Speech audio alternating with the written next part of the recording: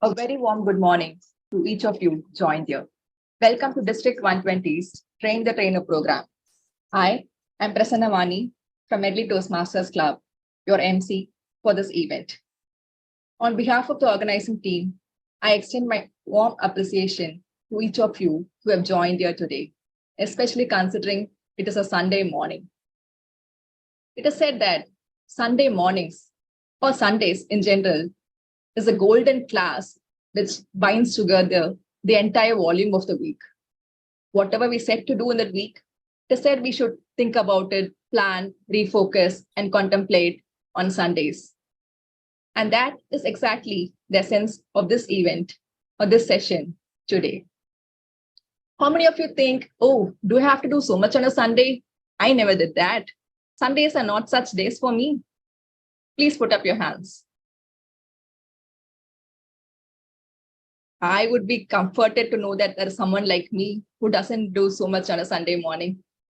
The only task I feel fit enough for Sundays is to go shopping. When you go to a store, what do? You can easily identify the people who are trained. They know what to do, and they know they have the essential knowledge to do that. That comes to training. Training empowers people to realize their dreams and fulfill their potential. Training is more than imparting knowledge. It is inspiring change, igniting passion, and touching futures. It is one such program today that is planned to train the trainers of the ExCom officers and influence them and through them the clubs for the next 6 months. The agenda for the day is we have 2 sessions, and let me go to a few specifications for the meeting. I request all the members to kindly stay on mute unless they are asked to talk. And considering the Sunday morning, let's keep our videos on. We would like to meet people on Sundays, don't we? We will have 2 sessions with a bio break in between around 10:30 to 11. Questions can be posted in the chat box and it will be handled either during the session or at the end of the session. We will also have a feedback form which you will have to enter at the end of each session. To take this meeting forward, take the session forward, I call upon our Program Quality Director, DTM Gayatri. DTM Gayatri is a distinguished Toastmaster and a technical project manager by profession and a public speaker by passion. She has done a post-graduation on artificial intelligence and machine learning. For the last 9 years, she's been a Toastmaster and has served in various positions at the club, area, division, and district level. She's been a club sponsor for 2 clubs, club mentor for 3 clubs, and she's been a District 120's logistics manager. And he was known for the President's Distinguished Area Director Award, Star Division Director Award, podium finisher in district level TT and ISC contests. She's a district director-elect for the next year. If we have to look further, it is by standing on the shoulders of giants. And we have a giant here to help us look further on this term. Over to you, Gayatri, ma'am. Thanks a lot, Prasanna Vani. A very warm good morning to everyone. It's very nice to see you all after the district conference, isn't it? Do you also feel that? It's like we saw so many faces and we had such a fun time. I could recognize most of you were there. Others, let's keep meeting in the upcoming events going forward. Now, this Train the Trainer is a tricky program because all of you have performed those roles. You're going to train the people. Is there anybody who has not done any ExCom role who has just joined the training? We opened it for everyone this time. The names I see, I don't think so. If so, please raise your hand. It will be very interesting to know. So you have already done the role and you're going to train the incoming officers. And I think that's the beauty of Toastmasters, isn't it? We learn and we give back and we learn more in that process. So today in the training, we are not going to focus specifically on a particular role and speak more about it. In fact, we will give glimpses, but we are more focused on how we can elevate the training experience together. So it is going to be together. So I'm not the only trainer in the first half of the session and Mohan is not the only trainer in the second half. We are going to help each other, share our learnings and move forward. So this is the format I have in my mind. So in the first session, we are going to cover three aspects. One, the general nuances of training. So let's speak about all those hits and flops in all your training sessions. And then together, let's elevate the training for this year. And we will also have a glimpse of what to cover in the About Toastmasters and the Club Success Plan sessions. This is these two sessions have been very helpful when we included in the officers training program, and we have recommended that all the division OTPs have this. Beyond that, in the second part, we will have a little deeper look at each XCOM role and what we have to cover in each of these XCOM roles. This is going to be the format. So in the first session, I'm going to ask a question. When you are going to present yourself as a trainer in the officers training program, what are all the things that you will consider as important? So you can start typing your messages in the chat box. And once I have enough responses, I will also add some from my end. So you can start typing. Now, imagine you are given an opportunity to be the trainer for a particular XCOM role. What are the things that you will think that I should ensure that I'm doing all these things?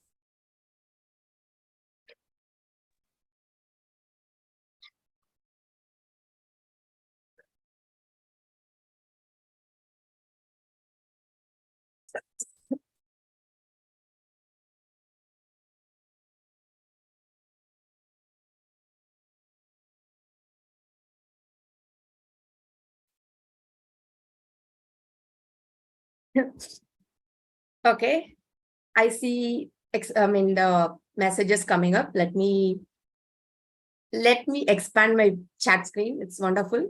So first thing is prior experience, content, and engaging the audience. Whatever that I expected in that role, I will pass on that as a first thing. Wonderful. Self-preparation, short intro, set agenda and expectations, know the roles and responsibilities, proper preparation, self-introduction. That's very interesting. Do's and don'ts, expectations, the best practices to be followed, know my audience, engage the members, talk to the earlier XCOM officers as per the agenda and expectations. Wonderful. So what we will learn as a part of playing this role, know what they know, practically possible proposals, all very interesting answers. So the first couple of things that we can think of is to understand the content that we have to prepare. And we have a standard slide that is provided by TI, which will also be shared with all of the participants. And we highly recommend that you do not take away any of the slides from their presentations. I know it may look boring for some of you because some of them may be basic, but we also have to acknowledge the fact that some of the members who are attending the XCOM trainings will be joining for the very first time. So please keep those basics intact. Beyond that, if you think you want to add something more, please feel free. And if you have a wonderful presentation that you have curated over the years, please share it with the district team. We would love to share it among all the officers, trainers. So it is not that we do not give you freedom to expand. Don't think that way. We will keep the basics intact. Beyond that, you put all those cream, cherry, and wonderful toppings. Let's keep decorating our cakes. So that's the idea. So in terms of the basics, please definitely cover their basics, roles, and responsibilities. So where does it start? It starts with our preparation. And let me probably cover some points that I had in mind when I started. So when you prepare the content, again, in the second half, we will have a little more deeper dive of what exactly you have to cover in every XCOM role. But a couple of things are, one, there is a 360-degree evaluation form that is provided by TI for every XCOM role. So ensure that the XCOM members are at least aware that there is something like that they can start at the beginning of the term. Now, maybe you can all unmute and speak as well. So is there any other content that you believe that we can use as a trainer apart from the presentation that TI has given for us?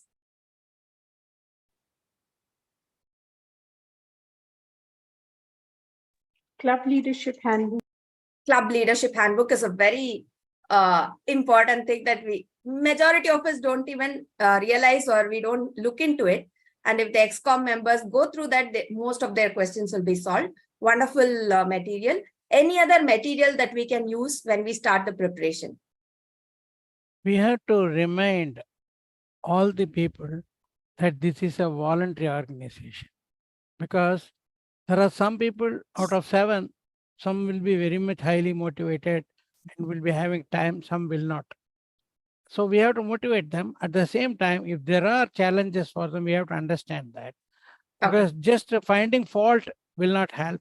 Trying to understand that it's a voluntary organization. These are very important background. Okay, so this is a point that we will be having in mind when we present to the ExCom members. For roles like VP, we can run through the relevant TI screens. Good idea, Gayatri. We can include most occurring real-time scenarios, practically tell them how to perform. Hall of Fame. Okay, I believe it was Hall of Fame. We will see if the Hall of Fame document for this year will be ready before that. If so, you can use that. Otherwise, you can help them be aware of it. Okay, there is a TI's PDF for every presentation of what to speak in every slide. This is a supporting material. So if you're new to OTP, or even if you have done a couple of trainings, it's worth to check that, because it will give you some of the points that you may not probably be thinking of otherwise. So these are a couple of materials you can start. When you're there in the meeting room, when you are there at the venue, we have to remember that all of you will be taking trainings in person. So what we realized last year was some of the things that we had already thought, okay, this is all basics, right? They're forgotten because we are out of touch. For example, in one OTP, we realized that we did not order water. It's something basic, but you know what happens if we don't have water for 3 hours, right? So it is very important. So similarly, as a trainer, some of the basic things that we have to adhere to is, one, please be at the venue well ahead of time and check the technology. Technology will definitely fail you. Please be sure of that. So have your laptop, have backup laptops, at least have some time to arrange for certain things.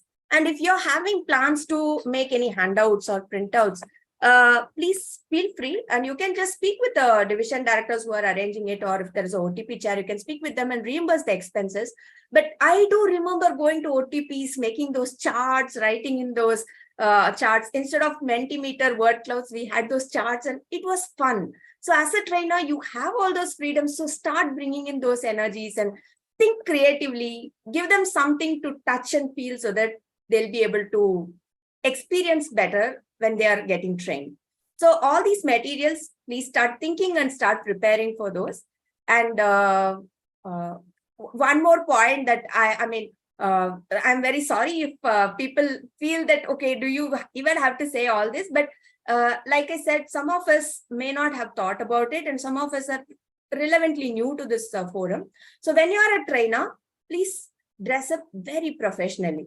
By professionally, we are not looking for you to wear a Armani or a Raymond suit or a Sabyachi. No, that's all not required. Do not wear a t-shirt and a torn jean and a slipper. Of course, it is hip and it looks good, but for you to establish yourself as a wonderful trainer and people to look beyond your attire and for the attire to not distract, I think we all have a long way to go.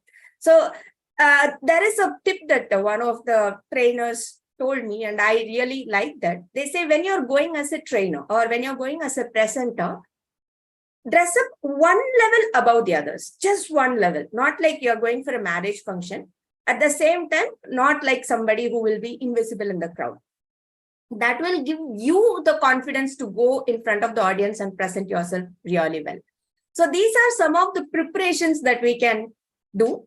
So let me quickly summarize what all I spoke, and if you have any more points, you can put this on this Mentimeter link. We'll create word clouds that we could probably share with others as well. So first thing, what we spoke was prepare yourself in the sense, go through the content, go through the club leadership handbook, and be aware of the 360-degree evaluation form, and go through the supporting material that TI has provided for the TI presentation.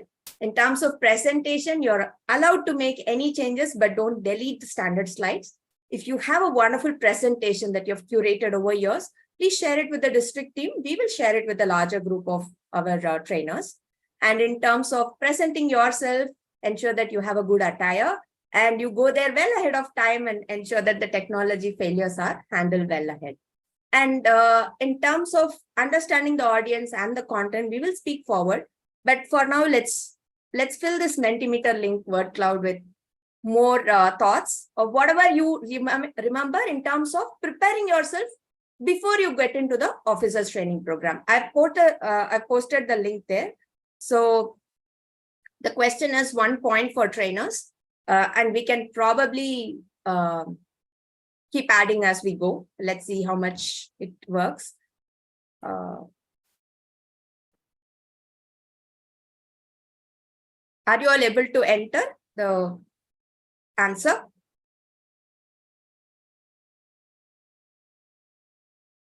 You can add up to 3 points there. Excuse me, I'm not very tech savvy. Do I click on the link in the chat box, please? Yeah, you just have to click on the link on the chat box, and it will have 3 text boxes. It says enter a word, enter another word, enter another word. Okay. And whatever you think are the preparations that a trainer should think of before they get into a training, you can enter those 3 words there. That's all you have to do. And then you click on the submit. And we will be able to see it as word cloud. So I'll be presenting my screen. Thank to see you. the answers. Yeah. So it's very interesting to see what's happening here. I really love this. Attire, energetic, well-prepared, preparation, presentation, 360 evaluation, dress up, 1 level up, roles and responsibilities. I like this. Be precise, be there on time. Yeah, I like that. Knowledge, interactive questions, vocal variety.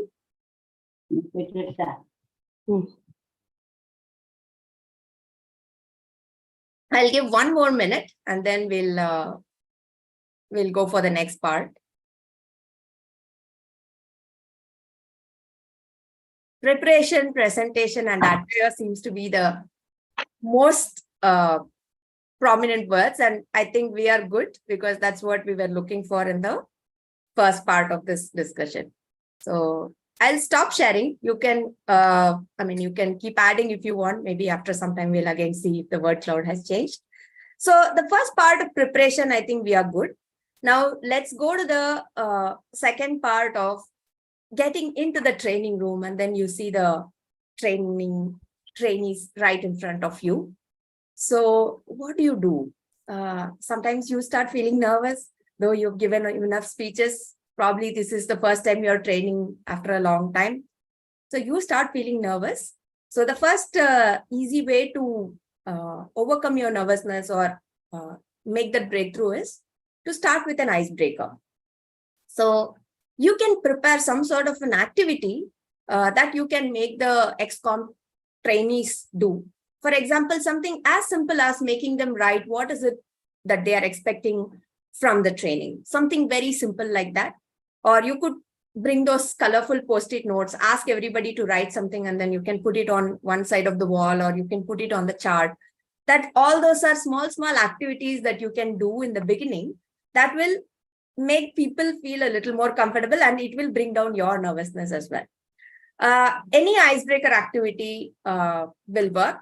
Couple of them that will work very close to the XCOM training will be to ask the XCOM trainees to bring in 1 line of knowledge that they already know about the role. Like, what do you think about VPE role? Somebody may be doing it for the 2nd or 3rd time, or even otherwise, they will definitely know 1 thing. What is the 1 thing that is very important to you as a secretary? What is the 1 thing that is very important to you as a sergeant at arms? You can ask them to write those things, or you can ask them to write any expectations, or if you want to have fun, go innovate and do something beyond as well. So, but starting with an activity involving the audience will be a very good idea. If you think all these are waste of time, I have to plunge directly into content, at least speak with them. If they don't have to write, at least they can speak out and say something. which will help you understand for the second part of the, before the training part, which is understanding the demography of the audience. Because sometimes you may be giving very basic level of training and the audience may already know beyond that and it will not work. Sometimes you may think they will know all the basics and you may skip and go beyond, which will also reduce the effectiveness of the training. So have some sort of a mechanism for you to understand what is their level of understanding. And the easiest way to do that is first ask them what all they think about the role. So that will give you a brief idea. So you can spend lesser time on those slides and more time for getting in depth. So you also have to have content for the beginners and intermediates and the experts. So have enough content in your presentation or at least in your mind so that you can dwell deep into it. Let's take an example. Let's take that you're going to present a training for VPEs, okay? Imagine all of them are first timers, like they have spent only less than 1 year in Toastmasters itself. There is a possibility that they all become VPE, okay? So for them, if you go and say, you know what, you have to do this golden gavel thing, you have to do this easy speak, it may be very, very difficult for them to follow. So first help them understand what exactly they are supposed to do. What is an agenda? Who is the Toastmaster of the day? How do they identify? How do they allocate speech slot? Start there. And then probably filing an award, all these things, you can dwell deeper into it based on how much they are interested and how well they are able to connect and move forward. So have a lot of materials and decide how deeper you go based on the demography of the audience. You can also do a follow-up by giving them more materials. For example, one of the suggestions here was to include a real-time working of, say, how to file an award. If you have time and if everybody is interested and none of them already, majority of them already don't know, definitely do that. Otherwise, you can create it like a presentation or a video and you can share it with the audience. In fact, from the district team also, we are planning to come up with some videos, but the more we all contribute together, the more the content and knowledge will be shared across. So you can space it apart. Like some of them you may not be able to cover in that 1 hour. So you can plan accordingly. Okay. And the third part is understand their expectations. They don't want to do golden gavel and all. They don't want to go for president's distinguished status. Some of the clubs, for them, the challenge will be running meetings week on week. You go tell them if you don't have 3 prepared speeches every week, then the meeting is not good. They may give up. So tell them the ideal way is 3 prepared speeches week on week. Today, if you don't have prepared speeches, start aiming for having at least 1 prepared speech and then ultimately having 3 prepared speech as your goal. So do not demotivate people because as a district team, we also want all the clubs to have 3 prepared speeches week on week without any cancellations. But that's the ideal scenario and we have to also understand the reality. That is somewhere where we will aim to get. So understand their expectations, their current challenges. So that is why this icebreaker will help you understand the audience, understand their challenges, what exactly they are aiming to come forward, and then take it forward. And one more point is, like Sampath sir said, we are all volunteers. We cannot expect a lot of time from everybody. The point that somebody has come for OTP itself shows their commitment. So encourage them and help them do a little beyond from what they have taken forward. So let me pause here. Before even actually starting the training and after you've arrived at the venue, are there any other points that you want to add? You can unmute and speak or put it on the chat box and I will read it out. So how do you interact with the audience? Anything on those lines on how do you decide what to present? Essay? I don't understand. Safe. Okay. Safe also, I don't understand, Bobby. Maybe you can unmute and speak or. Oh, I didn't realize I was actually putting enter. Safety guidelines. Safety guidelines. Okay. Oh, sorry, Gayatri. Adi enter 30 again na gavanikila. No worries, no worries. So safety guidelines. Okay. In case of fire, please escape. Okay. I think the Sergeant at Arms will set the expectations, but if you want, you can add that. Express our experience. I'll come to that, Muthu. Ask questions about the role and develop from there. Yes, Arul, that's precisely what we want to do. right? I think it's better to have a Q&A for 15 minutes. That way all the members interact and clear. In addition, make them reach out as they have doubts. Q&A before the session is also a good idea because we will know their level of understanding. Too much info in one session can be avoided, rather cover important points for role. Very true, Vijay. Facilities in the training room. Pratibha, can you elaborate a little more? Pratibha? Yes, Gayatri, we would have thought about a presentation, and if suppose the projector is not there in the training room, then we have to arrange for an alternate. Very right. Yeah. So this is also some preparation you have to do. Be receptive and be prepared and to say, I don't know. Yeah, Aditya, that's a very valid point. I also wanted to cover that at a later point, but let's speak about that. Let's say that the trainees ask a question and then you don't know how to do that, or you're not very sure about it. How do we say it? I mean, of course, we all agree that we have to say, I don't know. Can we have a couple of experiences of how you put it in such a way that you don't feel bad and they also don't lose trust on you? Any polite or elegant ways of saying, I don't know this? That is something which I will also need to explore. Okay, that is something. No, that I start by saying, that's a nice question. We always say that, but really when we are uncertain. So that's a great question or something like this. Then I say, I haven't really come across this situation. Let me think about it. Otherwise, I will get the answer for you later on. Wonderful. Or you can also put it back to the audience. There may be a few other senior VPAs who have come across that scenario. You can take their opinion. They are going to feel good that you are engaging them.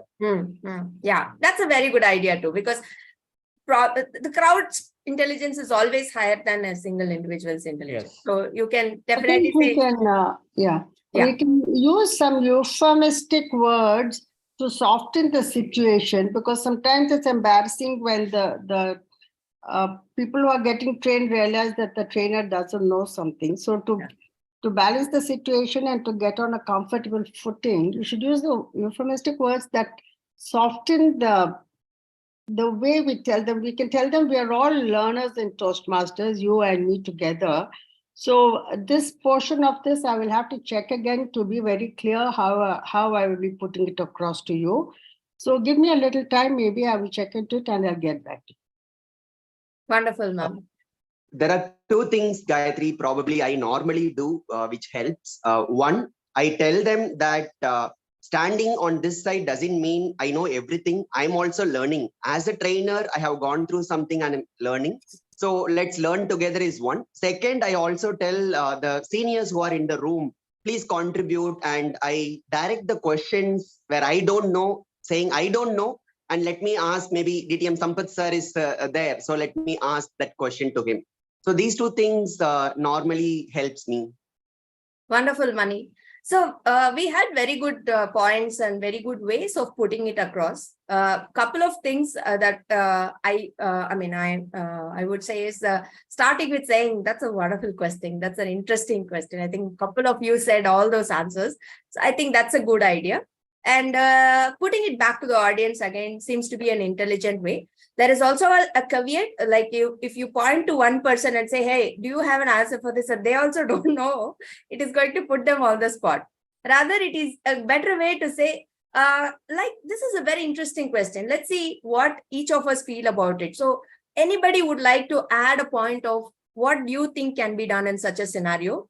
Will kind of engage the audience, and if somebody is confident, they'll come forward. And again, like all of us said, if we don't know and nothing works, we can say, this is a really interesting question. I don't think we have come across. We will do one thing. I'll do some research after the session and we'll discuss on this offline. Something like that can be put across. So I think it's also very important that as we prepare ourselves to be trainers, we also have to keep acknowledging it and keep telling this to ourselves that though we are a trainer at one place, it doesn't mean that we know everything. And the more we are comfortable saying that, hey, I don't know that, I've not come across that, I think that will increase the respect of the trainer with the audience. Because the audience also know that the trainer will not know everything. The trainer knows a little more probably, but nobody can know everything. The more you try to project that, hey, I know you don't know something and you try to cover it up, I think that goes in a very, in the wrong direction. So that is something that I wanted to discuss that later. Thanks, Aditya, for bringing that up. All right. So this is all. Gayatri, I have something to say. Yes, Bobby, please go ahead. Sometimes what happens is you do tell them that you will get back to them. And then you probably have one-on-one conversations with the person who has raised the question. And you forget the rest of the people in the room. You have not answered the rest of the people. So normally, if there is such a scenario where I have not been able to answer, then I make sure that everybody in the room gets the answer as well. Either you send a note to the division director and tell them that everybody in the room gets that answer, or you find a way, but you have to ensure that everybody in the room gets the answer.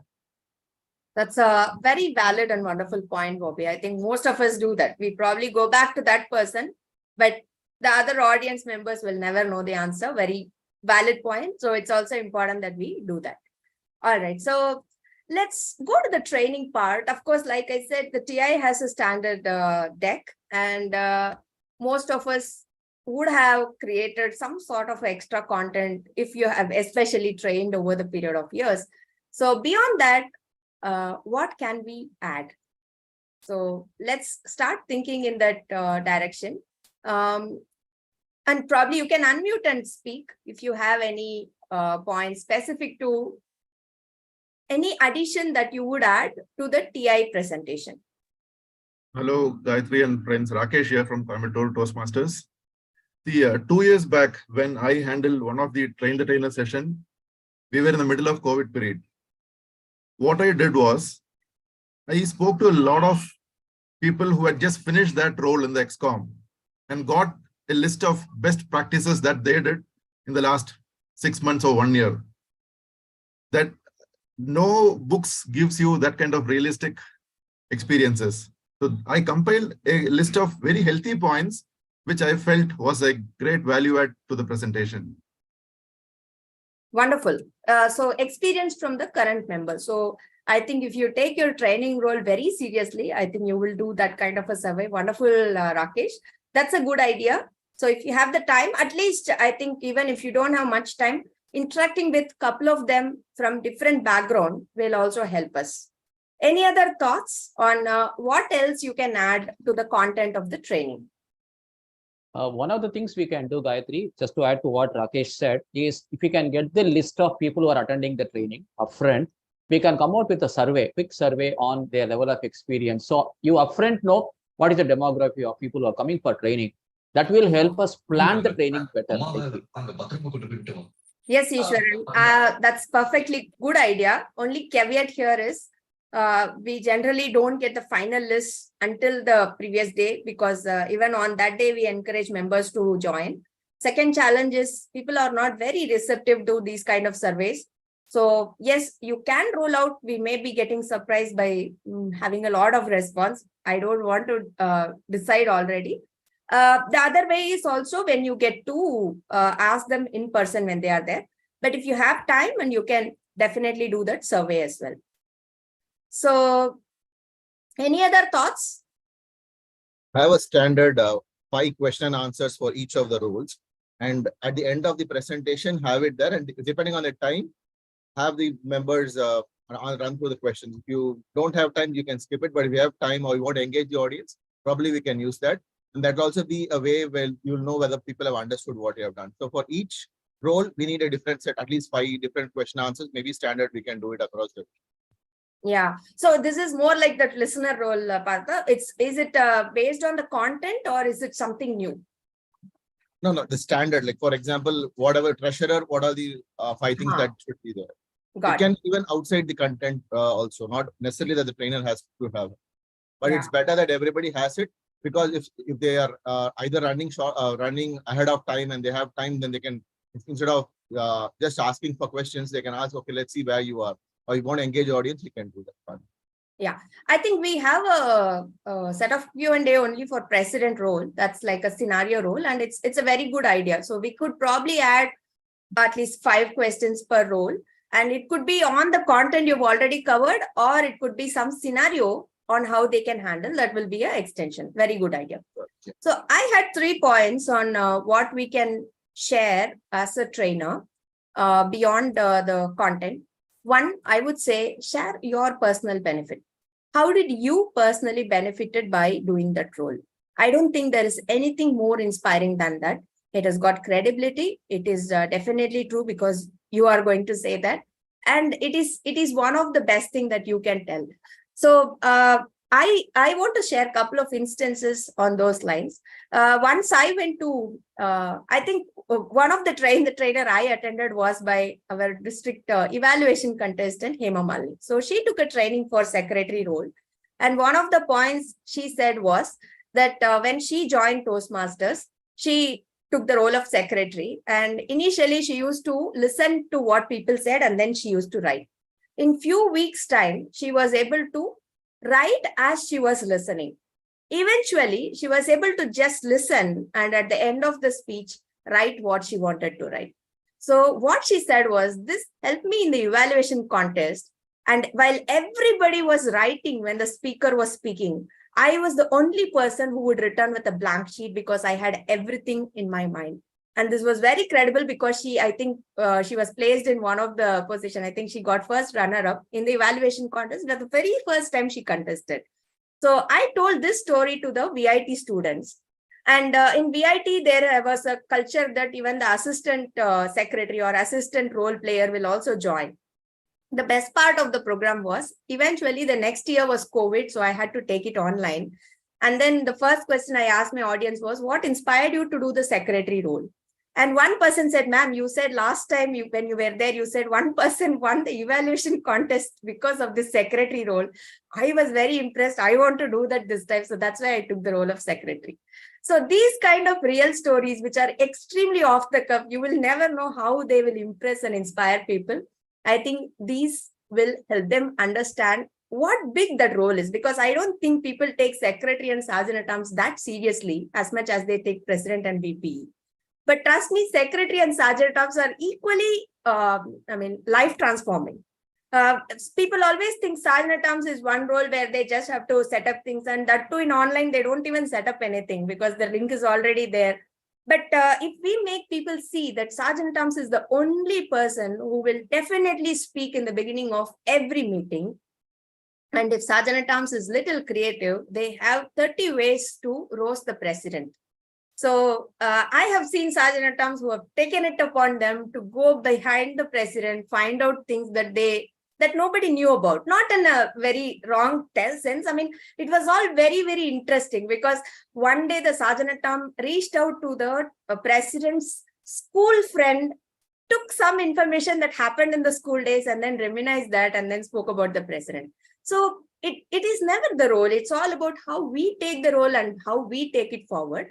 So when you have done the role and you have benefited out of it, start with your story of how you see a different version of you after that role. It could be secretary, it could be sergeant-at-arms, it could be president, it could be anything. So let me pause here for a moment. We'll probably take 10 minutes. So you can unmute and speak in the most precise way possible of how a particular role transformed you. Like Hema's story, probably one of your story can transform our trainees as well. So we'll take 10 minutes for this exercise. Please feel free to unmute and say any particular XCOM role and how it transformed you. I would like to start, Gayatri. This is a combination of two roles. When I took up the role of president at Walkie Talkie after serving as vice president education for a term, one of the things that we really wanted to do was to bring in the parliamentary procedure effectively. Starting from adopting the agenda to approving the minutes, we wanted to bring it out properly as per the parliamentary procedures. We had challenges. So the only challenge we faced was writing down the minutes properly, making sure it covered all the points. So the best thing that we could do was, I took it upon myself. I said, I will write the minutes for you for at least 1 month. For 4 weeks, I will write the minutes properly and give it to you. You guys start seeing how it is coming out. I created a template. Then once I started doing it, then I passed it to my secretary. She was able to do it. It required some hand-holding, but after that, she started doing from 2021 till now, every week, minutes are being circulated in advance and we get it approved in the meeting. So this is one of the practices that we started to follow in 2021. And till now, we are following. That's one of the things that I'm very happy to share out of my experience. Wonderful, Ishwaran. So I think the learning as a person for you is sometimes we may have to handhold people and help them, guide them and do it for them, just to give them an idea of how to do it. And then things go in place. Probably the secretary would have got better clarity after you did that. Wonderful. So any other stories, anything that anyone would like to share? Yeah, Gayatri. When I was Sergeant at Arms, the president was Janaki Prasad Patnaik, and normally I go 20 minutes ahead and then set up the meeting. On one particular day, I calculated that it was just enough, 5 minutes was good enough for me to set up the meeting. So I did go 5 minutes later, that is 15 minutes before the meeting schedule, and I found the president already setting up the meeting. So I was a bit shocked, and I was telling him, no, I didn't mean to come late. Then he said, no, that's not a problem. You go ahead and welcome each Toastmaster, each guest and Toastmaster coming in. And that's the time I realized as Sergeant at Arms, it's not only that you set up the meeting, you are the person who's greeting everybody. In a Gavel club, they have something called a greeter. But in regular Toastmasters, your Sergeant at Arms is the person you greet, and then you make them sit next to a Toastmaster so that the guests understand what's happening in a meeting. So there's a lot of work done as the Sergeant at Arms itself, and we learn a lot by doing that. Wonderful, Partha. I had this story also in my mind because that is the role of a president. You don't actually wait and blame the Sergeant at Arms. Why are you late or anything? You wait for 2 minutes. If the Sergeant at Arms is not there, you ensure that the work is done either by the Sergeant at Arms or by someone else. And I think JP as a person, I don't think Partha was ever late even after he finished his essay term. That is the impact that JP created on Partha. Wonderful. Any other stories, inspiring moments from your ExCom leadership term? Yeah, hello guys. Yeah, this is Sampath. Yeah. So when I served as a VP membership for 1 year for the Avalappa Toastmasters Club, when I started, I wanted to bring in a lot of members to the club. So I started exploring what are all the different things that I can do to bring in the guests and also basically attract the guests, right? So mainly just in latest trend, I go and search in Google Avalappa Toastmasters Club. So I wanted to set up a business Google page there, where everything, every hit, every view which I get, it should be redirected to my name. It should have my contact details. At the same time, my club's address, location, where we meet, what is the timings, a basic photos of our club, what we have done earlier. All these things I make sure that I updated and I put it in. It is a free business Google form that I can create. That made people to hit a lot of members contacted. A lot of guests contacted. I could at least 5 to 10% of those members I was able to convert them as members by speaking to them, by making sure that we send out the all the documents and also handicrafts that we have from the TMI, and made them to understand what they are actually looking at, what are their understand their expectations, what we give it as part of TMI meetings and TMI resources, right? So that is one. And second thing is I made sure that I connected a open mic program or a kind of a membership building program where I actually marketed through a newspaper, and then I made sure that I publicize in all the aspects to make sure that at least few of the guests understand what we are trying to do, and a lot of fun games and a lot of things have been covered in those programs. At the same time, we should speak to our friends, our colleagues, and make sure that we are reaching at the max to members to reach out. Then only if we speak to 50 members, we'll get at least 5 members to our club. So that was my goal and for the quarter. So that I made it achieved because of that. Yeah. So that was experience that I would like to share. Thank you. Wonderful, Sampath. Yeah, Vijay, please go ahead. Other Sampath wants to say something. Sir, we will give first chance for Vijay and then I'll come to you. Yeah, no problem. Thank you, Gayatri. So this was the term when I was the VP, the charter VP of Merathi. And that was contest season, the first contest, evaluation and humor. So my mentor, Sasta, when I was the VP, I was asking everyone to enroll for the contest. So I was saying, you nominate for the contest, you nominate for the contest and all that. But I wasn't nominating myself. So my mentor, Sasta, said, what you're doing, Vijay, is like this Vadivelu comedy, standing behind the bus, there's the guy saying, tallu, tallu, tallu, tallu. You first go and nominate yourself for the contest and let's see how it turns out. And I did that year, honestly, and I was able to place as well in the contest. And that kind of changed the entire perspective of you don't have to, let go your contest mode or anything that you want to participate. if you're doing an ExCom role. And that kind of became the talk in the later ExComs to follow, that yes, it's okay to be an ExCom member and do what we aspire to do.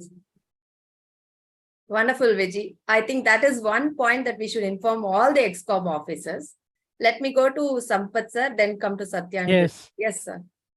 See, one important thing I want to tell is I started Toastmasters when only telephone and email was there, no social media at that time.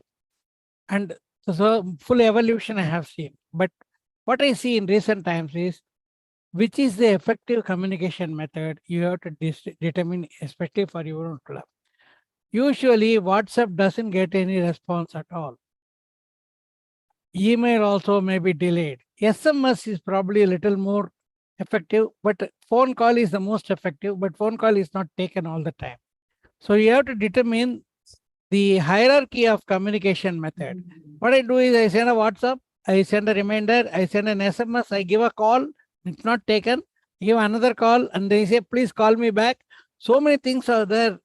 Sometimes I have to do with a certain person. This is very important. Even in this club success plan and all, we talk about the communication modes, actually it has become important for your club, which is the best way to do it. Probably corporate clubs are a little lucky in this, but the community clubs have to do this. Thank you. Hierarchy of communication. I really like that. I think that is one thing that we will recommend for the ExComs to think of when they do the CSP. Very good point, sir. And actually the other Sampath, I really like both the points. Google page for every community club and open house. We do have some plans for building the community club strength. And I think these two are, at least the Google page is something that we will insist. Very good idea, Sampath. So yeah, we'll go to Satya. Thank you, Distinguished Toastmaster Gayatri. So when we had challenges with respect to this membership in our club, I, along with few of the senior members, were reaching out to folks who did not renew their membership for that particular term, and they had their own reasons for it. Some of them had professional duties, some of them had some personal reasons, but I was telling them in many ways that you can balance it, you can do this, that. But ultimately, I had to ask them this question: what is that I can do so that you can be a member of this club and continue your contribution? And they said, I think you can talk to ExCom members to take the role seriously, to make it interesting every meeting. And then I stepped up and I took the role of VP once again. And then I did it. Along with me, there are a few other senior members who took the role of Sajana Dams and VP PR, VPM. And that made those members to renew. And also for the next term, they stepped up saying that when you are ready to do it for the second time, why not we? Let's build the club together. And automatically they were nominating for the ExCom roles. So always lead us what we think is okay, how to step up one level up and how we learn things. But it is also equally important that, okay, you will have to come back to that role once again to set an example for the other members, because there are frequently members who join the club, they have to look up to you and they have to take that leadership role. So I think it's so important that we'll have to come back to that specific role once again to set an example and make them believe that, yes, this can be done. So it's very important that you will have to come back to that one position where you have already done that role for a period of 6 months or 1 year. It's not that once you have done that role, it's done forever. Yeah, I think repeating ExCom officer role is a culture that we have to encourage more, because every time we also learn something new, and I like the word, what can I do? I think that is something that we can teach all the ExCom officers, because that will give them a lot of clarity. I see a lot of hands up, but I'll wrap it up with Brito and probably share the Mentimeter link so that we can all put our thoughts there. So Brito, come on. Thank you so much, Gayatri, for this opportunity. So this is regarding the lesson I learned when I was secretary. So we usually communicate in WhatsApp. We have a WhatsApp group for the club ExComs, right? So when we put out messages there, sometimes people don't take it in the right tone, what we are meaning to do it. So most times they take it as a rude way of like, how can he tell that to me, etc. So I have taken note of it, and I always set a disclaimer before one message to set the tone that I'm friendly. I'm just I really want to help you out with this, and then I send out the message. Or if I'm in doubt, I always send voice messages instead of text, so that the tone is understood. Given that communication breaks or makes the relationship within the ExCom, I felt this was really helpful. Yeah, I think that's a very valid point, because when we communicate in person, the chances for miscommunication is lesser, but the more it travels away from there, this is also something that we have to keep in mind. So I've put the Mentimeter link on the chat. So please go ahead and type what is that one additional point that you will tell the ExCom officers beyond the content of TI. Of course, your personal stories. I like the couple of points such as what can I do, or do before you ask others to do. All these are very valid points. So let's put that across. And if we have time before the end of the session, we will have this going once more, because everything is a personal story, and I'm sure everything will bring new inspiration to others. We'll revisit if we have time. So let me see the answers coming in.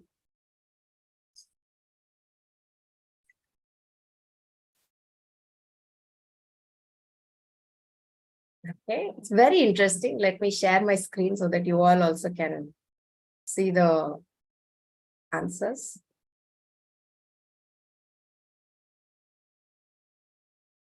Personal scenario, be the example, share the personal experience, personal improvement, showcase fun part of role, transformational stories.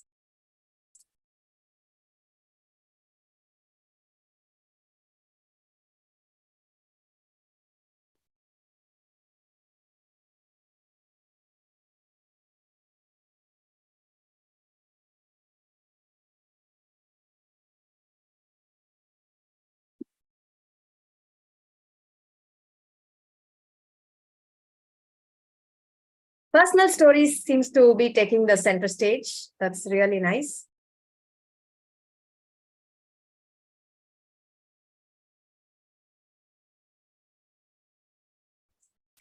So we'll keep that going. Keep typing your answers. Let me stop the share. So apart from personal stories, there are two more points that I thought will help them very well. One is speak about your failures. Speak about what did not work well, what you regret not doing, what you wish you had done, which is also very, very important, because it will help them understand two things. One, it will make them understand that they will also have a regret and probably they will do that. Second thing, they will also understand that it's okay to not do everything and still be trying to do whatever they can. So please speak about what mistakes you did, what regrets you have about not being able to do in that role as well. This is also something that will be very inspirational for them. But the third point is, all in all, whatever you say or whatever you include in your content, ensure that the member feels extremely happy for signing up for that role. Because every ExCom role is a privilege and it's a pride position. Sometimes people are forced into that role, so they don't realize that it's such a big thing. There are still clubs, all over the world where getting into ExCom is not easy. And I'm pretty sure that most of you would have been part of your club where getting into an ExCom was not an easy thing. Today, it could be in the same state, or today it could be that your club is still looking for a couple of ExCom roles. But it doesn't take away the learning or the privilege that the ExCom position holds. So make them realize that they've been given wonderful opportunity in their life. And if they do it well, it will be transformational both for their club and for them. So ensure that you leave them with that feeling. So these were the major points I wanted to share. There is one point that I wanted to add to the Train the Trainer part. So today you're all part of this Train the Trainer program. And I'm not sure how many of you read the email where we asked for nomination, in which we said that whether you are given an opportunity to be a trainer or not, you will all be part of something called as Club Support Team. This is an initiative that we want to bring as a trio for the upcoming term. And this will include both club quality and club growth part. So this is not like only for a particular role. And you will all be the privileged first set of people to be part of this group. So what we are aiming to do with this club support team is to provide support to the clubs, especially because majority of our clubs do not have a lot of senior Toastmasters available to them. Probably we lost some of them due to COVID from the membership, not physically. Okay. We lost some of the membership from Toastmasters. So we do see that some clubs don't have a lot of senior Toastmasters to guide them. So what we thought was, why don't we have a group of people who can be available for the club, and you will help the club only when the club reaches out to you. It's not that we will go to the club and say, hey, you know what, all these are not right in your club, I will fix this for you. I don't think that may work well.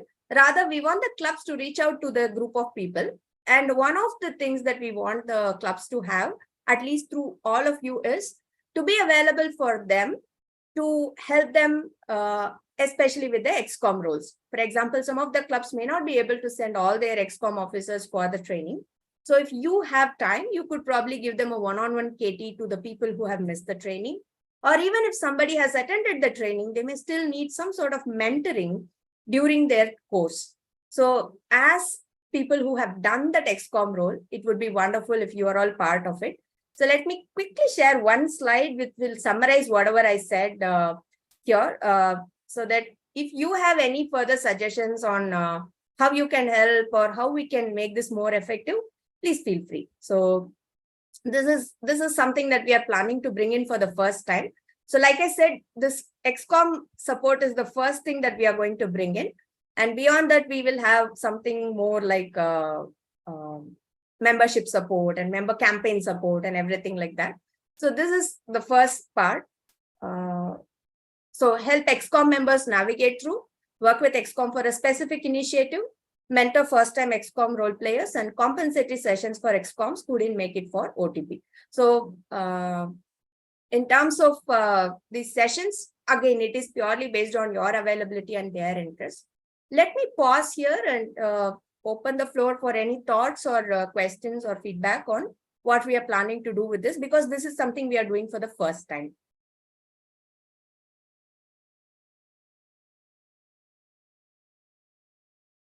Do you guys think this will work, or do you think this will not be so good, or you have any with complementary? I mean, exactly. This is the first. I mean, when I was typing this is the first question that I thought will pop up. Will they get a DCP point? That is something that we are yet to discuss. We don't really want to. I mean, see, DCP or credits for Golden Gavel, I'm not sure if we will give it for a one-on-one session. But we will have to discuss among TRIO and the district council before I take a call on that.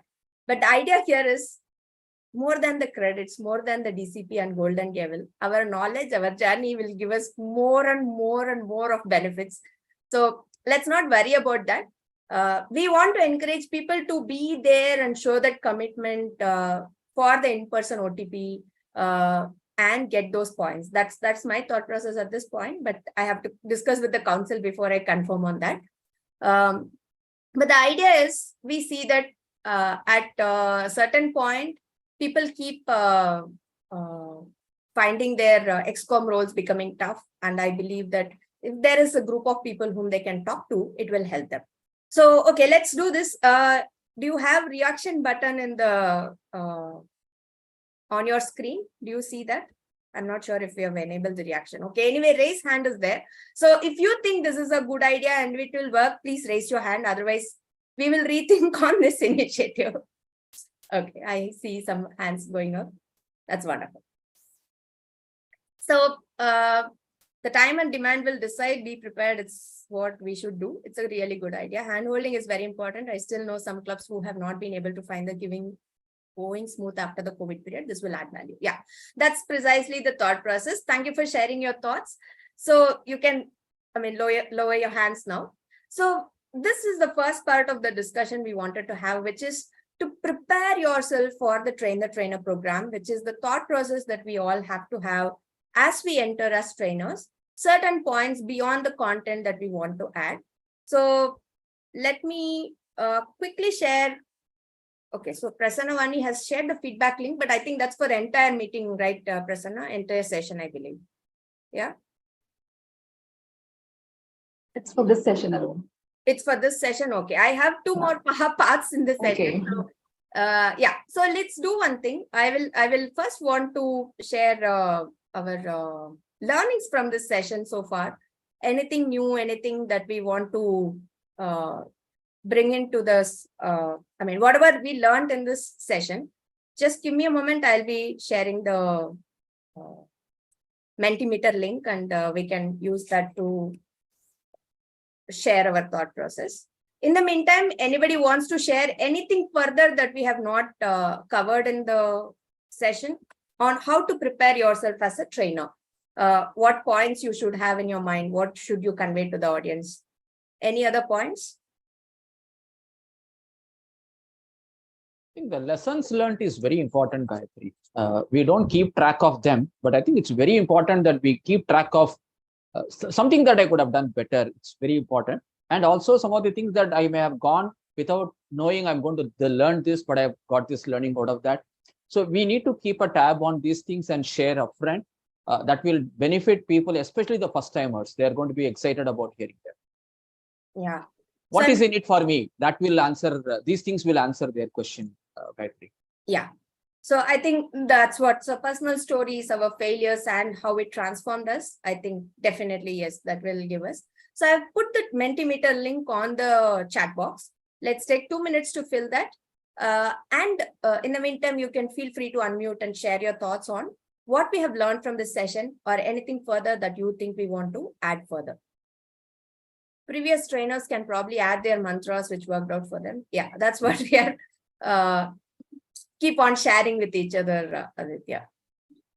I agree that Mentimeter link isn't popping up the question. Is it? Okay. Let me just check.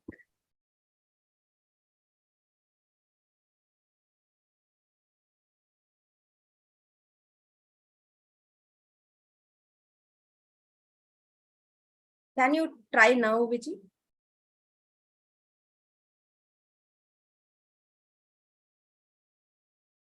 Okay, there are a couple of points on the chat. I'll just come to it. I think it's working now.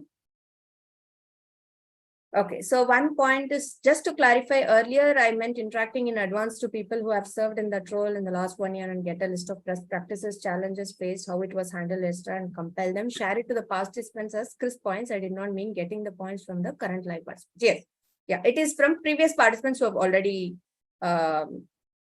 completed. You go to the last 1 year XCOM members, understand what has changed, what was their challenges, and you can share it. That's a very good idea, Rakesh. What is the recommended duration for each session? We see individual training sessions. No, we want to ensure that the XCOM training session that we do for individual roles, it has to be at least 1 hour. And that is why we are trying to get a venue which will have at least 8 rooms where we can conduct 8 sessions simultaneously. And we don't want to cut short on this, Gayatri. That is our thought process. That's what our division directors are striving as well. So all of you can prepare the session for at least 1 hour. So space out. I hope that will be sufficient. Beyond that, it may not be very interesting. So we'll keep it to 1 hour. And if, I don't think there is any, if it will be 1 hour for sure. Link, okay, I'm pinging again to all. This is the Mentimeter link. So this is for overall whatever we have learned from this Train the Trainer program. So that is so far on the learning part. Let me present it and so that all of us can see those wonderful answers coming up. And I think we've had very good interaction and a lot of knowledge sharing so far. Checklist to be followed, self-learnings, level of trainees' expertise, education, understand the audience. Mentimeter idea. Yeah, you can also use Mentimeter, but I think it works more on the online mode. For in-person mode, I think the physical chart is our Mentimeter. You ask people to come and write what they want to write, or you can give them post-it, ask them to write and put it on the chart. All these are physical Mentimeters. Advantages and why, what you can do, insight from others, lessons learned, brainstorming, how it works or approach. So what we are going to do is I'm going to add this to the presentation that I have created from where I was actually presenting the points to you.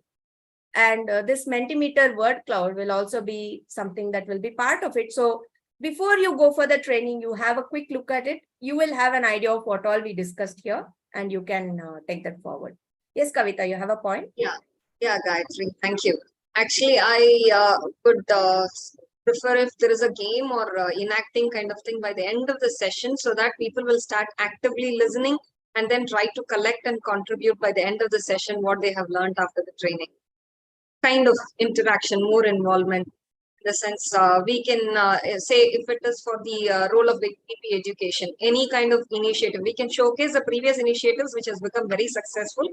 And again, if they have anything of that sort, they can come on stage and then act as if by collecting all the points, but what they have gained now and their previous experience, they can share it with others, like three people at least, and then we can actually award them or recognize them just with a small thing.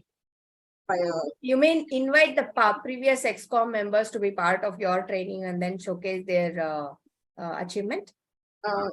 No, just even if they are not available, we can share their experience by mentioning their name, just like you said. But I'm asking, invite the audience who is attending the training OTP. We will ask them, we will allocate some time for them at the end of the session, stating that they can come and then act as if they are current VP. I mean, what is their initiative as the current treasurer or sergeant at arms, and what differences they can make, or how can they make it more fun-filled. So something of that sort. It will also instill some ideas in other people too. Yeah, so you are saying that at the end of the session, ask people to imagine that they are going to be the best treasurer and what is it that they will do. Yeah, good idea. That is another way of engaging the audience. It will be like they are enacting and they start living as what they are envisioning to be. That's a good idea, Kavita. Yeah. So, so with this, we will move on to the two more sessions that we are going to present. One is on Club Success Plan and another one is about Toastmasters. So some of you may be taking those trainings. I'm not going to again go deep into the content of these trainings because we have presentations that is going to give you the content. So a couple of pointers on what we have to ensure we are covering and what we have to bring across to the audience. This is what I wanted to primarily go through. Now, this Club Success Plan, I think somehow until last year, it was only an Excel sheet that we will fill with what DCP point and who will do what. So that is not a very effective way because the Club Success Plan is ultimately it has to translate as DCP points, but it is not just that. So we strongly recommend that you ask the audience that to fill the PDF that we have to have as a Club Success Plan. So let us quickly go through that PDF to see why exactly we have to fill that and how we can strategize so that the audience or the ExCom trainees have enough time to fill that as well. So let me show you this. And in fact, couple of things that we are planning is one, when they register for the officers training program, this Club Success Plan is going to be sent to them and we will be asking them to fill this and bring in. But as we know, we cannot expect that from everybody. So what we can do is, as an ExCom trainer or as a facilitator who is going to help people to fill this form, let's see how we can go through this. So this is very important because, okay, the team composition, core values, all these are the beginning points. Couple of areas where they will start thinking is the potential obstacles, the team interactions and behavioral norms. All these are the places where they will start thinking how they will manage or work together as a team.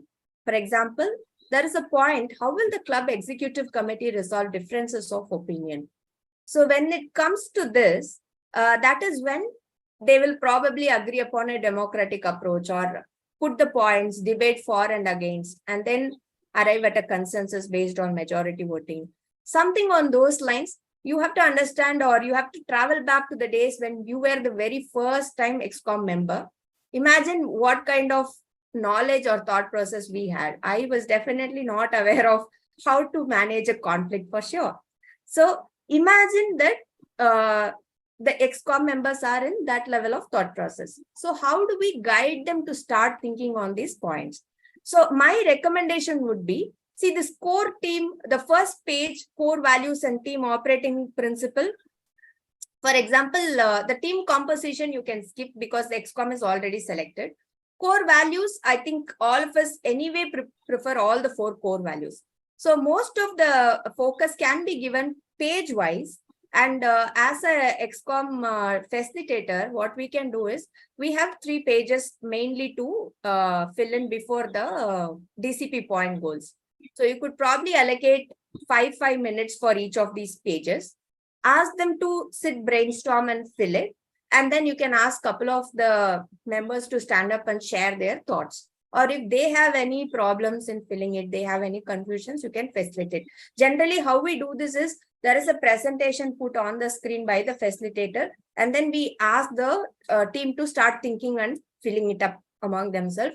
And I've seen some of them taking it very meticulously, filling it, and some of them planning about where they can go for lunch also. So both of these can happen. So to avoid the second part, what I would say is give them a page to fill, take 5 minutes, and then go back and ask them to revisit. Again, ask them to fill the next set. So in this, the DCP points, they have to come up with names. They have to come up with strategies to build membership. At least let them start thinking now.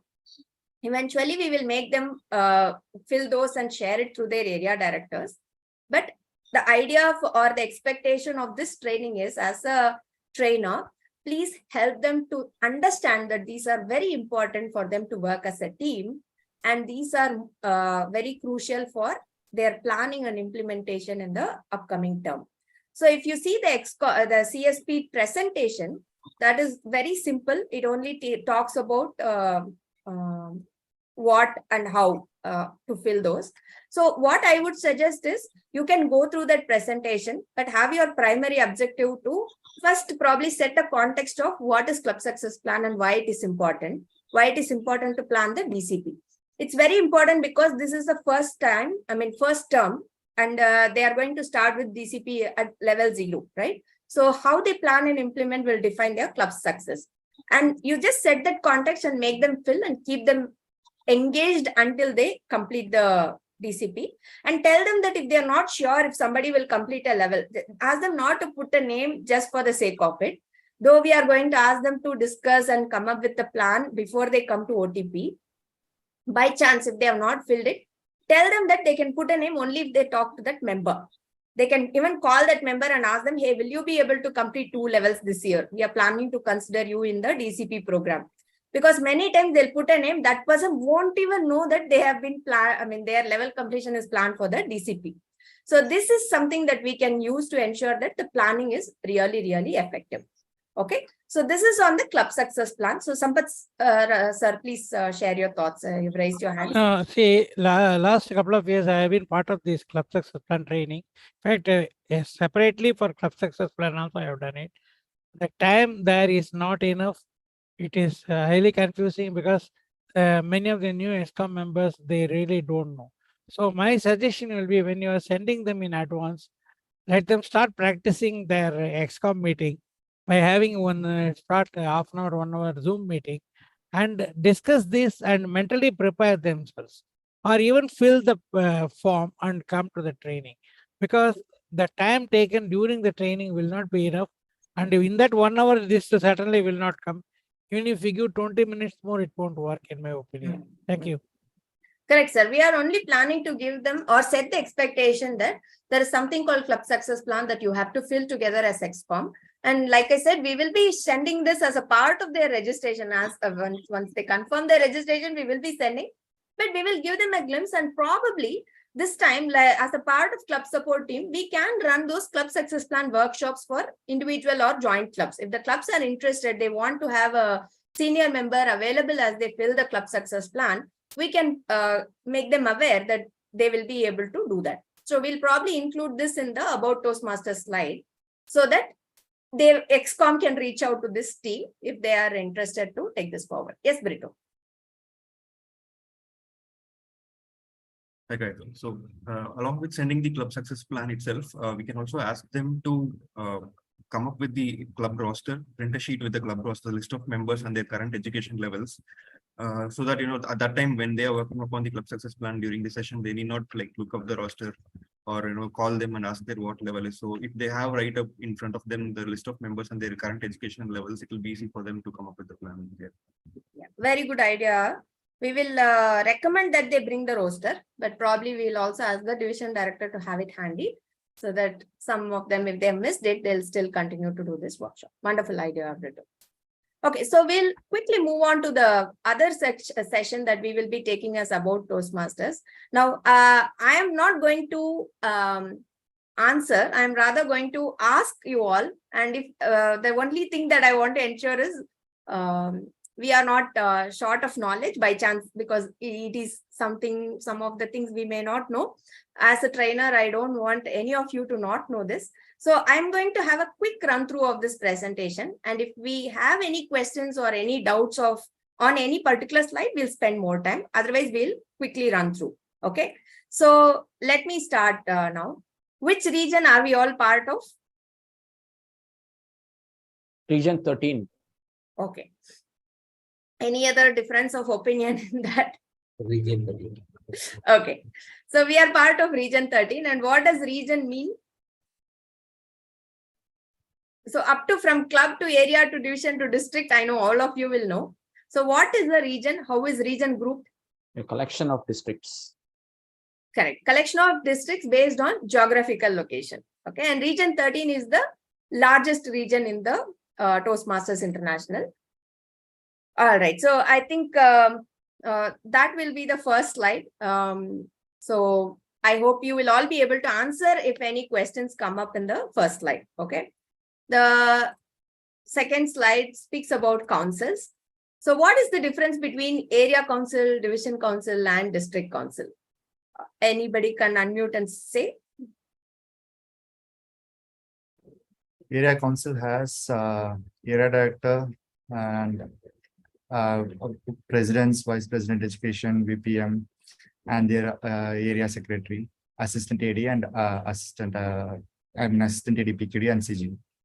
Whereas division council has like division director, assist division director, PQD, CGD, area directors, president, and VP. VPM will not be added to the division council. Correct. So in terms of operations, what is the composition? Yes, we have VPMs in area council. We don't have VPMs in division and district. Very correct, to the point. Now, in terms of working, what is the difference between area council and division council?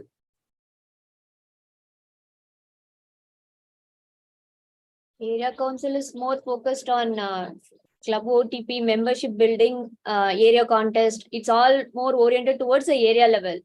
Division, it's a group of areas tied together. So they work at a level of division, like division contest, division admin meetings, division council. Yeah. So in area, we are focused on a particular area, and we speak very in depth about the club challenges. For example, a club doesn't have enough members for a meeting. How can the area together solve that? Like, can they run more joint meetings? Can someone from the area run a educational session for the other club? Can there be mentors together? So this is more like a minuscule level. In the division level council meeting, there are bigger audience, like there are at least members from 20 clubs. And mostly the trio also, we try to join the division council meetings so that we can address any challenges they have. So whatever is not resolved in area council has to be brought into division council. So that is the major difference. So area council is like a very minuscule level, like a friendly meeting. We speak much more closer, that is supposed to be having that kind of an interaction, because they are in a same area. They are like a very close-knit group. Division council, it is like we couldn't solve this. Any other person can intervene and help. What is the suggestion from the district's end? So that is the division council meeting. Sampath sir, you are having a laugh. I'm not sure whether I should let you speak. Yeah, please go ahead. Area is more useful for the clubs. Division is more useful for the district. No, all the clubs are end of the day useful for the district. Yeah. See, the reason we are having different kind of meetings is because we want to make people understand that you have a very good support system. You are not traveling this alone. And whatever problem you have, you can open up and speak. And if we cannot solve it in area level, if the area director and the associated members cannot solve, let's go to the division where we have clubs, or we support beyond our clubs where we don't even know most of them, kind of thing. Okay. Now, district is even more, even more professional or even more focused, where we speak and take very major decisions. So to me, everything is same. It's just that the level of impact of decisions taken in district council will affect all the clubs. For area, it is only that area. So that is the kind of difference. And district council meetings, we have very strict protocols. Like if somebody wants to bring in a point, they have to inform the district parliamentarian and the admin manager at least a week before, so that there is enough time for the district council to emulate on it and then come back before the meeting. So all these protocols have to be followed. But for any council meeting, they have to have at least 15 days of sufficient notice. Please tell this to them. I don't think this is strictly followed. Any council meeting invite has to be sent at least 15 days before the council meeting. Only then people will be able to plan and be available. For district, it is actually 1 month. If we do it before 2 weeks, it's called as an emergency district council meeting. We can still do that, but it's emergency. But for at least division and area, I would suggest they have at least 2 weeks council at notice. And then there is a slide about TLI. I hope everybody knows about TLI. Any questions on or clarifications to be done on TLI part? Okay. Yeah, So can you brief on it? Because maybe all the people might not be aware of that. Sure, Sampath. So see, I'll probably share the slide because I didn't share it because I wanted to see you all more. So TLI is here where this is the slide that we will be giving to you. So it will take care of all the training needs of the district. It is part of the PQD team, but we run trainings on all the aspects. It could be on membership growth or anything that the district feels can be of use to the members. We will take it through TLI. Now, the point here is TLI is not a mandatory team, but it is, it is quite active in our district. So what happens is we do a lot of trainings. Whatever is the training need for the members, it is identified and given through TLI. For example, this Train the Trainer is part of TLI program. Now, we are indirectly training the club officers through the TLI. The TLI team is not training individual club officers. We are rather training the trainers and then the trainers take the training. So this is how it works. And some of the TLI events that you will see, we will update the list. The current slide has the previous year's trainings, but we will update and we are planning to bring in some new trainings this year, and all those will be part of the list. So you can actually keep the members aware that all these are happening, so you can sign up and take it forward. And beyond that, there is one slide on the contest. Let me quickly share the slide, considering that we may have some new audience here. So this is the slide on the contest. So how the contest happens. We have the humorous and evaluation happening in the first term, and table topic and international speech contest happening in the second term. And these are the eligibility criteria for the members to be participating in the contest. Only for international speech, we have an additional eligibility that they should have completed level 2 in pathways if they are not a DTM from the traditional program. And if there are any additions to this, so there is a possibility that the rule book gets updated by August. When we go for the convention, we'll get to know that. If that happens, the communication will be going back to the team when it comes from TI to us. TI also sends the communication to the members, but we will also take the responsibility to communicate back. So this is the contest stages. Anybody who is new to this, for you, I'm just sharing it. So for humorous evaluation and table topic contest, the level is up to district. We only have district winner. And for international speech contest, they go to region quarterfinals, which basically happens through the video that is captured in the district contest. We send it to the region quarterfinals team, and they will review all the regional level contestants, and there will be 3 winners selected from there. And 1 person, that is the first winner, will be going to the semi-finals, where they will speak in person in front of all the audience in the international convention. And whoever wins in the semi-final will go to the World Champion of Public Speaking finals. So there is also a constraint that they cannot repeat the same speech in semifinals and finals.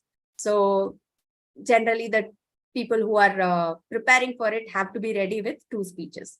So all these are points that you can share when you present this about Toastmaster session if you're doing. So I'll pause here. And if there are any other points that anybody wants to share regarding to about Toastmaster session, we are also planning to include the district calendar. Hopefully we'll be able to finalize it before the OTPs. We believe that will give a lot of clarity for our team to plan. At least the next 3 months to 6 months calendar we want to publish. So that will help the team.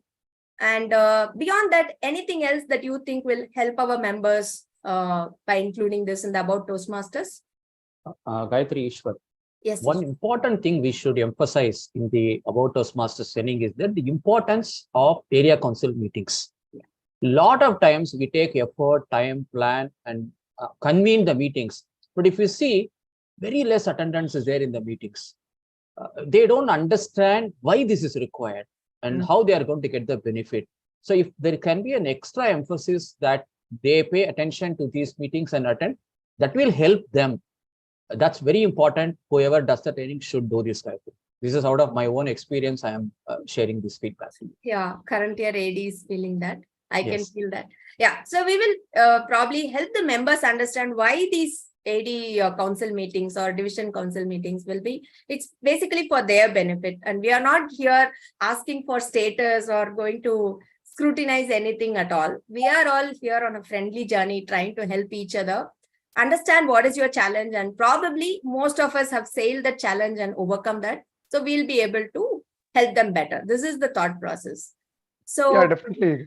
Yeah. So maybe we can collect some kind of a questions or clarifications that each VP and VPM of the clubs before the area council itself. And let's ask them to present that in the meeting so that they'll be prepared. They'll also attend, there will be attendance. And we can insist and also give some kind of a reward point or something, like if they attend this kind of meetings, right? It will boost their potential to come under. Yeah. I think their attendance is part of Golden Gavel program. But I like the idea of asking them to come up with a question and present that in the area council. So making every, having at least 1 or 2 participants from every club to have a role in the area council meeting, I think that may help us boost the participation. That's a very good idea, Sampath. Okay, so we will have a quick summary of all the learnings in the program so far, and then we will wrap up the session. But before I share the Mentimeter link, any other points that anyone wants to bring in? Generally in terms of training or for club success plan training or for the About Toastmasters training. You can unmute and speak.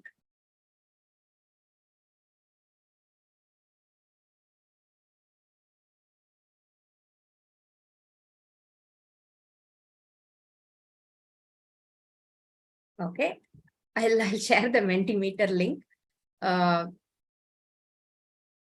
You can reminisce everything. In the meantime, I'll probably do one thing. I will summarize our learnings so far. So we started with understanding how we can prepare ourselves for the training, for which we said we have to understand the demography of the audience. We have to be prepared technically, and we have to present ourselves, which also includes our attire and the pre-preparations for the meeting. In terms of being there, it also helps for us to understand the demography of the audience by running an icebreaker and also keeping it interactive and understanding the level of understanding of the audience and going deeper or leaving it at a higher level for the audience. And instead of sharing all the information together, it also helps to probably give them as much as they can take and take it forward. In terms of the sharing, we will definitely use the TI template. We can add more as we wish based on our experience. Couple of things that we think will be beneficial for the audience is sharing your personal stories, your failures, your funny moments, your transformational stories, which will inspire them better. In terms of CSP, let's work with them, give them some time, ask them to fill, let's ask them to present, and then move forward. In terms of About Toastmasters, you please be familiar with everything and then help them get familiar as well. So this is the major things that I can remember. So I can see some responses coming in. Let me share that. And I will also be sharing the word cloud along with the presentation. We will share it with all the participants. So preparation seems to be the most sought after word. That's nice. Active participation, interactive, key preparation tips, training material, feedback, innovative, scenario-based discussion, hear from audience. Good. So keep it going. I'll probably pause the session here. Prasanna, maybe you can share the link for feedback now and maybe after the break again, so that we can hear from the audience on how they felt about this session. So as you keep doing it, I'll pause the session here. Anything else that anyone would like to bring in at this point? Okay, so we'll I'll pass it back to the MC and then we'll see you later.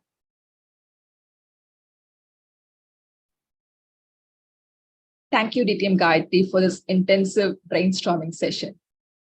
What a rich amalgamation of viewpoints we've had. It is said that in difficult situations, it is not necessary to look for a change in landscape.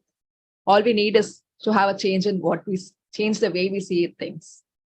The most important question, what can I do, often holds the answer to the most difficult of all questions. Now, it is time to have a real change in landscape from Zoom to our rooms, from virtual to real. Let us have a break for 10 minutes and be back by 11:12. Once you're back, please turn on your videos or show the thumbs up sign so that we will know you're back. Yes, let's break now. Thank you.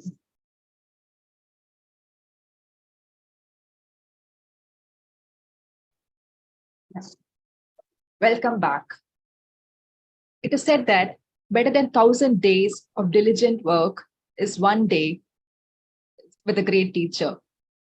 As we all have gathered here to prepare ourselves for that one day when we set to influence the next set of leaders across the clubs in District 120.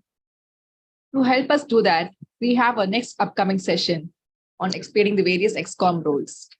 To conduct that session, we have our distinguished Toastmaster, Mohana Krishnan ji. DTM Mohana Krishnan has a bachelor's degree in Electronics and Communications Engineering with 15 years experience in software industry.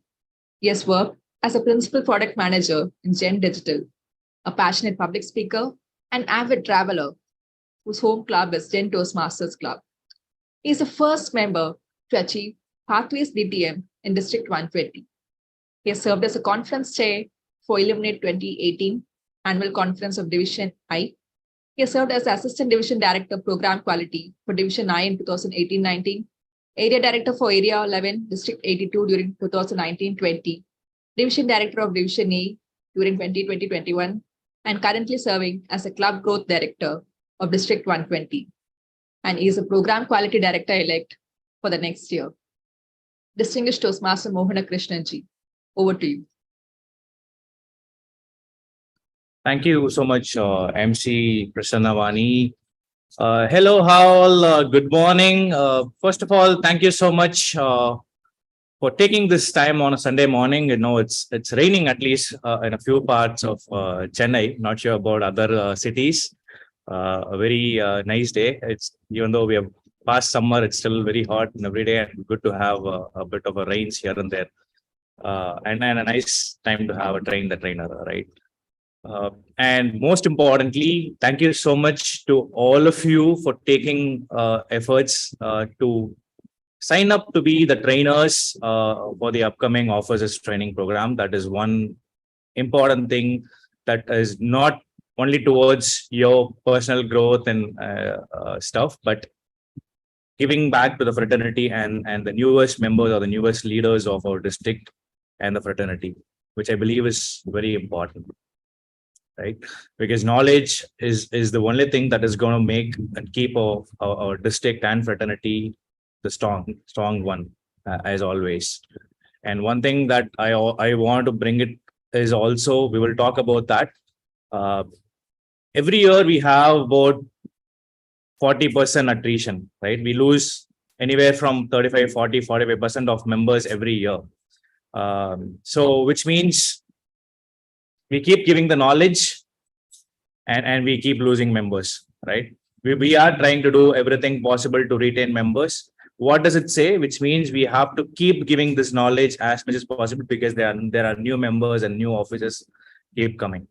So, which means the job that you've taken is very important and appreciate that.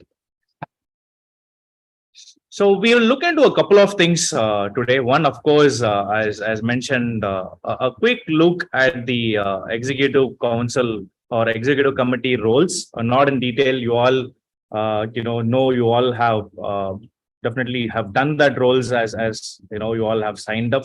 So you know what it is, and we all have agreed saying we will say I don't know if we don't know something, and ready to ask others in the room or any senior member or any junior member. They have that experience also, right? That is one. And one thing that we did last time in Train the Trainer, got a good response about member addition and member retention. I believe that's very important, and we will quickly run through that also. Hopefully we'll be able to do that before the time, right? So yes. After the break, yes, hope you all had that little coffee or a snack or a biscuit that keeps you a little energized. Quick thumbs up if you can see my screen. Super. Thank you so much for that. We will try to keep it as interactive as possible. I will require answers from all of you, best practices that worked for you, that did not work, and all those as we see things, right?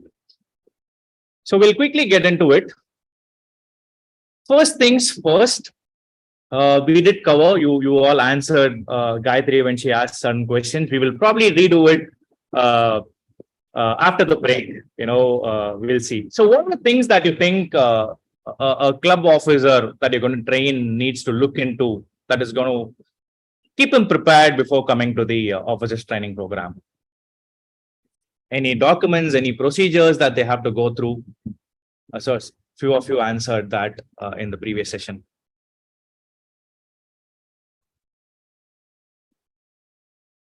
Can unmute and speak. Read club leadership guide. Okay, super. Anything else that you think they have to do for knowledge? Connect with current ExCom. Okay, connect with current or outgoing ExCom. Super. See some message, club leadership book, Venkateshan. Yes. Anything else?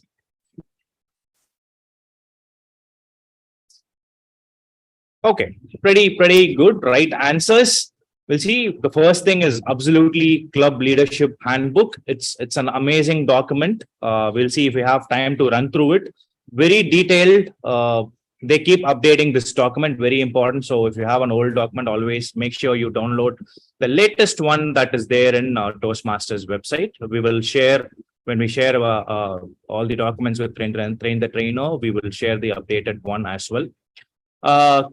Club officer tools, something that we have to make sure that the club officers are aware that there are so many things that are available for them, right? If you quickly Google or search in the Toastmasters website, there are so many things that they can use for the benefit of the club as a club officer. One thing that most of us, even when I was a club leader, not that I ignored, sometimes we don't really take, is a club leader letter that comes in email every month, especially June month. I have a screenshot of that also. How do we do the transitions, right? For the outgoing ExCom, club officer, kit, officer roles. We'll see that in a bit. When I think probably that's something, a new addition that Toastmasters added, description of each and every role in a one slide, one page PDF, which is very nice to have. A brief, detailed, instruction on each role, how to perform. And then Club Central tutorials, very important. That is something that we'll look into detail. And resources, club officer resources for all the roles, membership building, talks about what all a club needs for membership building or membership campaign and all those. Distinguished performance report, which is DCP and all those. So that is a club officer tool.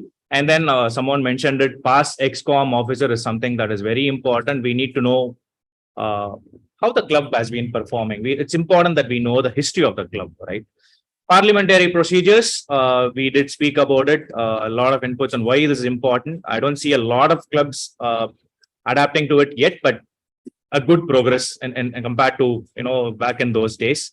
But there is a lot more to do, because we always have to make sure, irrespective of people or the offices, incoming, outgoing, and all those, there should be process and procedures that should be running the club, right? Check all communications. That's very important. We send a lot of emails. There is WhatsApp groups for majority of the ExCom groups.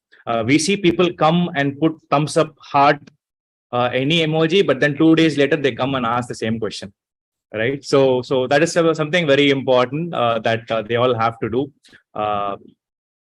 Self-evaluation, we'll see this form a bit. Gayatri also spoke about it. Very amazing. This was not there a few years ago. This is something that majority of the corporates have started following. When it comes to our appraisal, the first we do is our self-evaluation. I'm glad Toastmasters has introduced that for our club officers as well as district officers. Not only that, there is also something called 360 evaluation that you give to your peers and then do it. So that's something that I recommend you all mention to the club officers when you train them, so they get to see where they are. WhatsApp group, we have an existing group, but on July 1st, we'll have a new group that we will be creating for the incoming officers, and we'll share the link. And please make sure you have those links or QR codes part of your presentations that you present during the OTPs.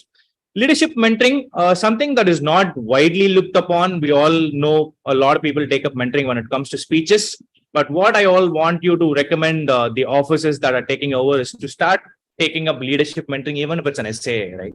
Or a president or any role for that. It could be their immediate past leader of the club or someone outside that they can look into, because this is going to give them best practices and things that did not work in the club or things did not work in the other club. So please recommend our officers to have a leadership mentor when they take up the role. One important thing, not that ExCom do not know, they're still not so comfortable with this, right? A lot of things for all the ExCom roles, please run through Club Central, have screenshots if you do not have access. I do not have access. I got it from my club member, but as a district officer, I do not have access, right? So have this run through. We have been doing this area director interviews. It's not that the current club officers do not know. If you put a twisting question there saying, oh, are you sure it's in that tab? They get confused. Oh, no, I think no, it's somewhere else. So it's not that they do not know, but it's always important to press them up with what's current, and especially the Club Central has been kind of the UI and navigation has been changed now. A lot of new things, new names have been changed. So please make sure you run through this. There are so much things that we have to do. Like, for example, something for the VP membership. The club contact information have to be updated, because any new request, anyone who is Googling will be reaching out to this contact. Please make sure that it's not a contact that is of a past member or member who is not part of a club anymore. And please, secretaries, let the secretaries know where they have to update the club officer assignment. And then financials, treasurers, please let them know where they can find the club receipts, right? That is where they can look into it. VPMs, yes. Membership management is a new name that they have come up. Please make sure you have screenshots for all these things when you do the presentation. I believe it's important that they know where it is. Similarly, administrative reports. People, many of them have spoke, do not know they can take their certificate, the club anniversary certificate from this place, and they can find out who was a charter member of their club, who was a past ExCom, and all those details are available in administrative reports. Imagine your club is 10 years old and you get the chance to invite your charter president for your milestone meeting. How amazing is that, right? So these are things that club officers can use. So please make sure that they go through this thoroughly. That's what. And VP, of course, submit educational awards. Please make sure that they go through this thoroughly with screenshots. As I mentioned, you all have done this role, every role that we are going to talk about. And we will see a few best practices that probably have not been defined in this regular PDF or the presentation that TA gives, right? Can anyone unmute and say, we have this document or the presentation saying before the meeting, during the meeting, after the meeting. Is there anything else that you refer when doing a trainer in OTP? Any other document that you refer, apart from the ones that we share from this TTT?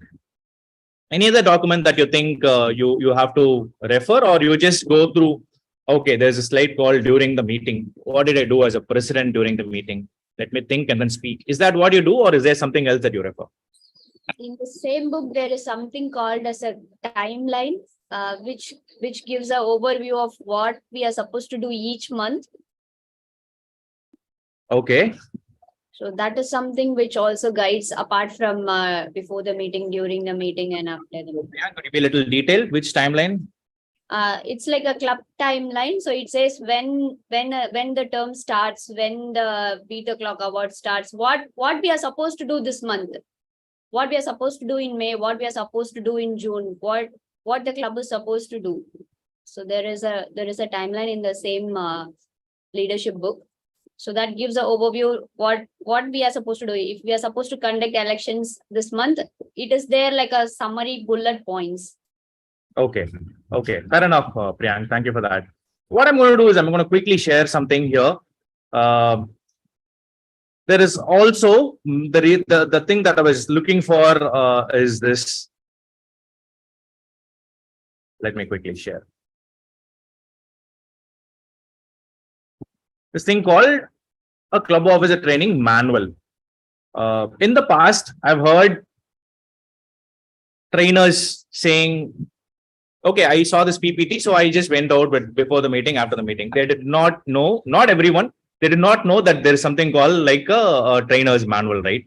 So please go through this facilitator's guide when you take up the training. It talks about everything that is there in the presentation, but in detail. A few of you asked, when Gayatri asked about what activities can you plan. This document also tells you what questions can you ask, show, present, tell, ask, right? Instead, what to write down. Flip chart is something very important. Gayatri brought out. Amazing it is. We have done that in the past. Please see any incoming division that is when you go look out for a venue, see if you can have a flipboard, right? Something that we can write. So this document is amazing. So please make sure you go through this. A lot of us ask this question of how many minutes that we train the trainer or the OTP training should have. TA always recommends it is 1 hour, nothing less than that, right? So if we read all these things, we will know in detail of how each session happens. So you see PowerPoint, the flip chart, everything, they give step by step and screenshots available here. So please make sure that you go through this thoroughly. So you will be more confident when you present there as a trainer. Yes. So that was something that I want to ask. And then Brito says blogs, articles by TA, experienced TMs. Yes, absolutely. We will share these PDFs when we do the emailing. But yeah. So could someone tell me, apart from the regular training stuff, what do you think a president trainer has to do or instruct the training officers? Unmute and speak or chat. I have it open here. Mohan, Subhashini here. Subhashini. So yeah, if you ask me as a president, it's very important to keep the team intact. Okay. So when I was a president, what I used to do is I used to have a regular daily call of 10 minutes, not with everyone. For example, if I talk to the SAA Monday for 10 minutes, the second day I would talk to secretary for 10 minutes. So like this, I used to talk to everyone apart from Toastmasters, whatever things that personally can connect us. So this way, even like, I didn't go back to the team and ask me do this for me. So they were all like, we were all friends, first thing. And yeah, president's important work is to keep the team intact. Okay, thank you for that, Subhashini. Anything else? Thank you. Being friends, yes, helps.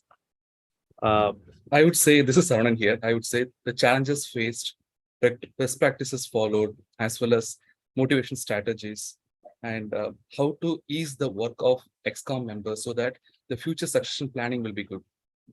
Okay, super. Yes, as I said, I might not have all these answers here. That's why we are doing this interaction session, right? Anything else? Anything else that you think you will have to communicate to the president that worked for you? And since he mentioned about succession plan, right? I think it's also important for the president not to just focus on the current government. So we need to find or groom the right ExCom for the next term also, helping women.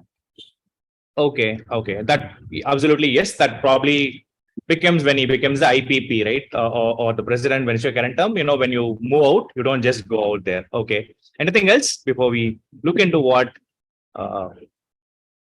is there on the slide? Hi, Mohan, Rakesh here. Yes, Rakesh. The president, who's the captain of the ship, there are few things that the VPPR or VPE has to do on a consistent basis, because the weekly meeting is the core of Toastmasters. So the preparedness, this many days before, the player has to be ready, the agenda has to be ready, the role takers has to be ready. So give them a weekly checklist, which has to be done week after week consistently. So giving them this bigger picture, this, I think, will be a great start to the term. Super, Rakesh. Thank you. Yes, Sampath sir, I see you raise your hand. I'm going to tell something which a president should not do. Okay. I have seen some presidents taking over the job of another ExCom member when the other ExCom member is having some challenge or he's not able to rise up to the level, doing the whole thing by himself. I think this is a wrong. He should get a subcom member or another member to step into that, and also it will help in succession planning.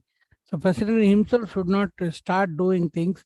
Maybe people will start dodging more in that case. Okay, that's a very valid point, Sampath sir. Thank you so much. And I see a message. President can delegate, track, manage instead of taking all the load on shoulders. Yes. Are we simply saying that please do not burn out? Delegation is the key here, right? The most important art of leadership is delegation, and the president should lead by example by doing that. Absolutely, yes. All the points taken, and these are and the points that I have put on the slide, or we have on the slide, is something based on this one slide, 1 page PDF that TA offers, right? This might not even have whatever you guys mentioned now. Please make a note of all these that all of us say. That's going to help you on that in the training. One more message comes here. Great addition, Sampath sir and Brito. Yes, super. First things first, create a vision, right? Not necessarily just a district should have a vision. A club can have a vision. What are we going to do for this next year or 6 months? So make sure you work with the team. You say that they have to work with the team and come up with a small, it doesn't have to be something very big, some kind of vision that makes the club healthy and good.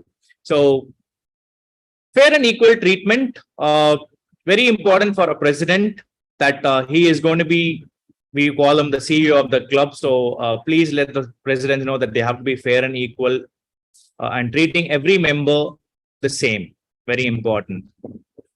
ExCom meetings is something that all the officers have to be part of. President kind of make sure that this happens, so that someone mentioned, Subhashini, you mentioned a call every day. Yes, good, but ExCom meetings is officially the way to do that, right? So yeah. Support the team, very important. Someone said, yes, we have to support. The president has to delegate and then support the team and anything and everything that the team needs to get done, and any support the team needs. That is something the president has to do.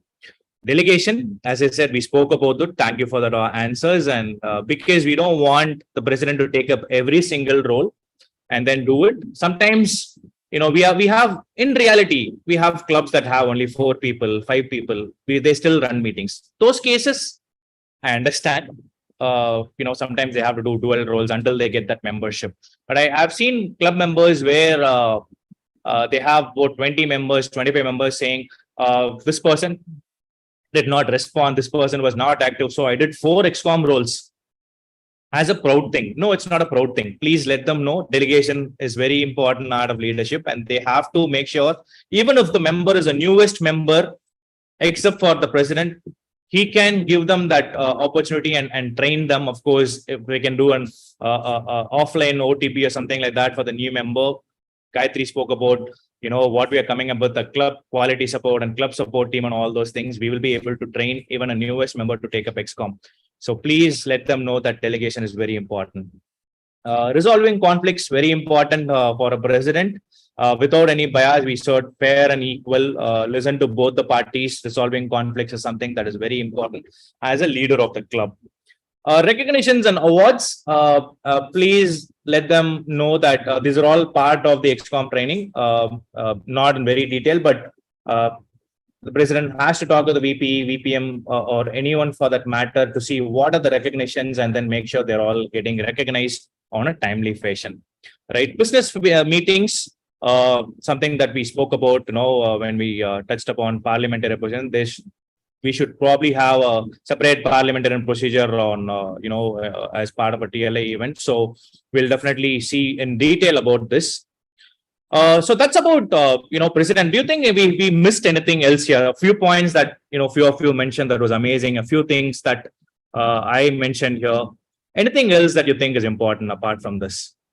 That you think I will definitely tell this to the president trainees? Yeah, this is Saranan here. Actually, what I have seen here is practically some of the new members might feel burnout after 2 or 3 months into the XCOM term. So that is where the initial experience or the enthusiasm wane out for those members. So that is where the president need to step in and motivate other members and then have fun and ensure that, the XCOM goes on without any issues. Yeah, super. Thank you for that, Saranan. Very good point. Anything else? Anyone else thinks that? You can unmute and speak. Do not hesitate. You could be the only one thinking about that point.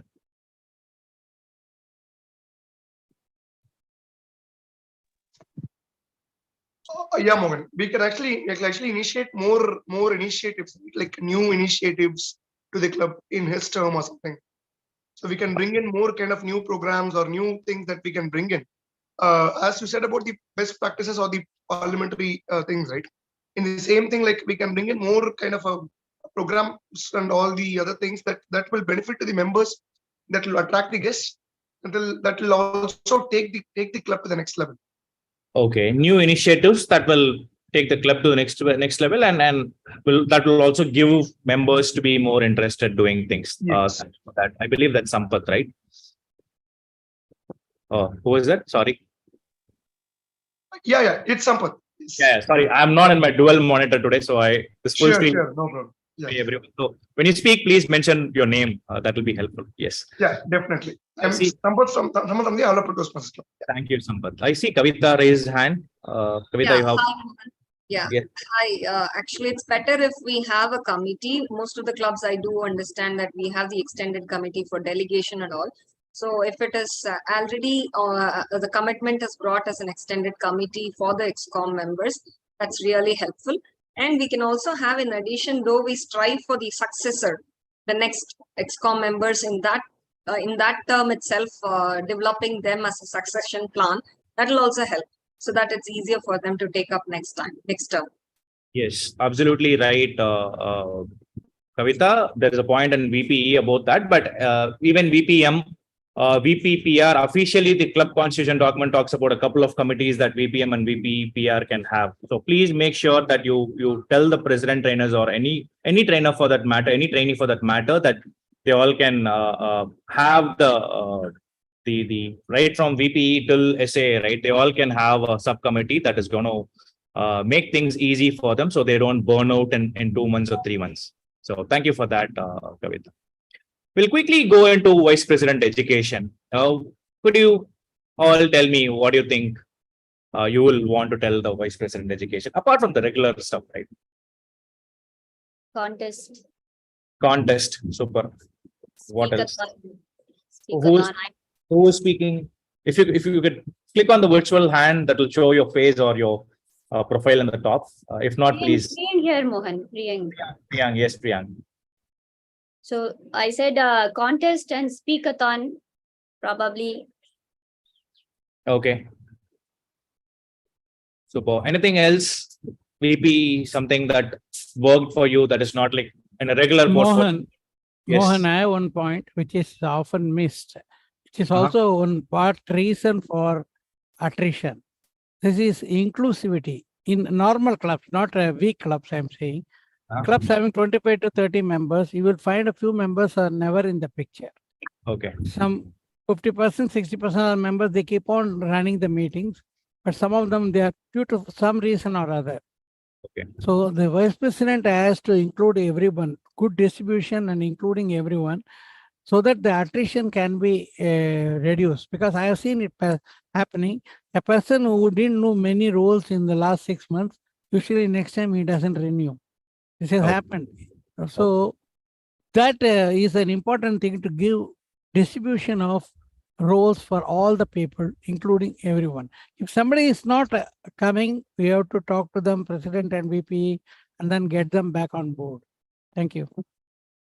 Thank you, Sampath. Very valid point. Rakesh, I see you raise your hand. Rakesh. Yeah, just in connection with what Sampath sir just told, always it is good to have the support of mentors to get the member active, give speeches regularly, go for XCOM roles, contest. If the VP or president, whoever pushes the member, they are not going to get all that excited or motivated. But if the mentor speaks to them, definitely I've seen there's a difference that happens and a better conversion could happen. Valid point. For this, you need good mentors. Yes. Instant, yeah. I think the key word that I got from you is the push. That push is the word, right? We don't want to push the president or VP. As you said, the mentors will motivate them or persuade them to take a very, very good point, Rakesh. Yes, Aswati Rajan, I see you raise your hand. Yeah. So I feel as a vice president education, it is very important to understand the learning needs of the members, because each member have a different need. Some wants to excel in communication, or some are only for contest, and some wants to develop their leadership skills. So as a VP, it is very important that you understand that, and based on that, you delegate different tasks and roles to all of them. And if you are able to fulfill that, I think members will stay within your club, within the club, and they will gain whatever they wanted to. So that is something which VP, as a VP, we have seen that many VPs, they force members to do particular role, or they have complaints. So I think all these issues will be sorted if you understand their needs. Very valid point, Dr. Ashwatarajan. Thank you for that. Is there an easy way to put that? Yes, know your member better to serve them better. That's how I call this. So know them better to serve them better. So please make sure that they have this. I will be showing that in the next slides. There is something called a member interest survey that kind of tells people, ask them to fill why they joined, what is their interest, why they joined. Not just new member. This could be filled even after 6 months, because we all seen our tracks change drastically from communication to leadership. So we never know how someone's life will change. So not just new member, even though it's called the member interest survey, not just give it to new member, but every 6 months or 1 year, if we could have this practice, probably when during the moments of truth or something like that, that's going to kind of make sure that they kind of revisit themselves and then understand why they joined the club. So they will also know that, okay, we're going off track. We will have to do what we joined for. Yeah, thank you, Aswati, for that. Aditya, yes, I see you raising your hand. Yeah, Mohan. So many of the times, I feel the VP role is the most overburdened role. And I think as the VP, it's also important for them to know the president, because sometimes they're overwhelmed and they need help from the other members or extended XCOM members. So I think if they keep too many things to themselves and they couldn't meet the demands, I think the club would suffer. So I think it's very important for them to understand where to draw the line and also seek out for help if they're overburdened. And that's why it would be in a healthy state. Otherwise, the other incoming officers in the next terms would be hesitant to even pick up these roles, because the VP, oh man, I cannot take it. I think that's very important is what I think. So yeah, when you feel like you're going to get burned out, ask for help is a message that you could let the VPEs know. So yes, that's a good point, Aditya. Yes, Subhashni, I see you raise your hand. First thing that I would say is, if possible, have backup roles, because at the last minute there might be some dropouts. And second thing that I followed when I was VP is bringing in variety based on the Golden Gavel points. Okay, so Golden Gavel already had this lot of varieties wherein you have to do a joint meeting, have a buddy club, do a meeting with them, or do an outdoor meeting. I diligently followed everything, and it was a hit, Rohan, actually. It's not for Golden Gavel, but the way it was planned and the way I followed the calendar, right? So it was really helpful for me to have that variety in my club. Okay, thank you for that. So have variety and all those to keep the interest of the members. So things get done for the VP. Okay. Yes, Saravanan, I see you raise your hand. Yeah, Mohan. So first of all, I would say to the incoming VP or the current VP and all, to set the expectations. However hard we try, some members might not respond to calls. There can be last minute dropout due to various reasons. But I would advise not to take things personally. And it is all that can happen. Okay, so take things on the stride. But the better thing is the learning that we get from this role, that is servant leadership, that we cannot get in any other roles. I mean, this is really a good role to have. Yes, absolutely. Good point, Saravanan. Don't take things personally. People get dropped out for various reasons. I always say we are not, Toastmasters are not something that is full time that we do. Personal life, work life, any other life, and then comes Toastmasters, always I say. So totally understand. So please make sure that you, that's a good point, Saravanan. Thank you for that. Now let's see what TA says that is there. Set expectation is something that you called out. So please make sure all the members in the club have some kind of goal, right? A short-term goal, a long-term goal, becoming the world champion. Yes, but what is the first goal? Contest in the club level contest. That's the short-term goal. So that kind of goals are going to help people to go where they need, right? So help them set goals. We covered this part of the new member orientation that happened yesterday. So something that, as a VP and VPM also, when they have new members, is please make sure they do the new member orientation at the club level. TA recommends the new member orientation happens at the club level, but we've been doing it at the district because we didn't see a lot of clubs doing it. So somewhere in the future, if it happens at the club level and all the clubs, nothing like that, right? So setting goals is part of the new member orientation. So mentors, someone called out mentors. Yes, we spoke about having leadership mentors for the members, for the leaders, club leaders, but also important that the mentor-mentee mapping happens for all the members of the club. So please ask them to reach out to the area director. We always have this mentor pool committee. We'll definitely see how we can make it better, and then see how we can produce more mentors. Something that you will want to educate your vice president education is about the Pathways Mentor Program, right? You heard me saying there's a lot of attrition every year, which means it's important that we also produce a lot of mentors. So please talk about the Pathways Mentor Program when you talk about a bit about Pathways in your session.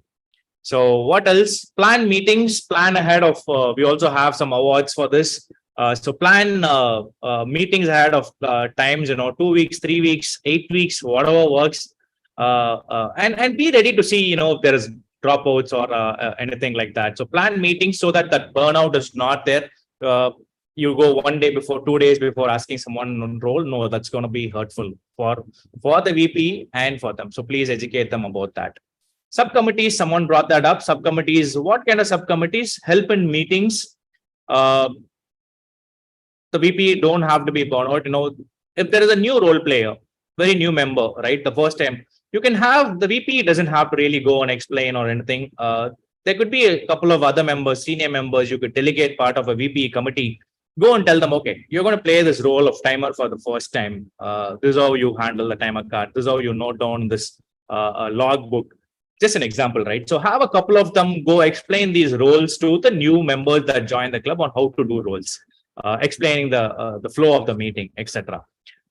Education awards, you could have a committee, subcommittee tracking the educational awards. That's very important so that you also have. Not only that, as a VP, the VP doesn't have to take these awards, give to the VPPR to publish and all those. The subcommittee can help take this and then just hand it over to the VP and VP can sign it, or it works according to the club's protocol, right? So please educate them to have an education awards subcommittee, which will help them track and kind of note down the dates and when to recognize. This also goes to the president eventually when they have to be recognized. Anytime role player, I think Subhashini mentioned about it. So have someone as backup as always. A speaker, a role player who would anytime have a couple of speeches with them, will be ready to play any role anytime. It's very important. As a VP, they have to have this ready.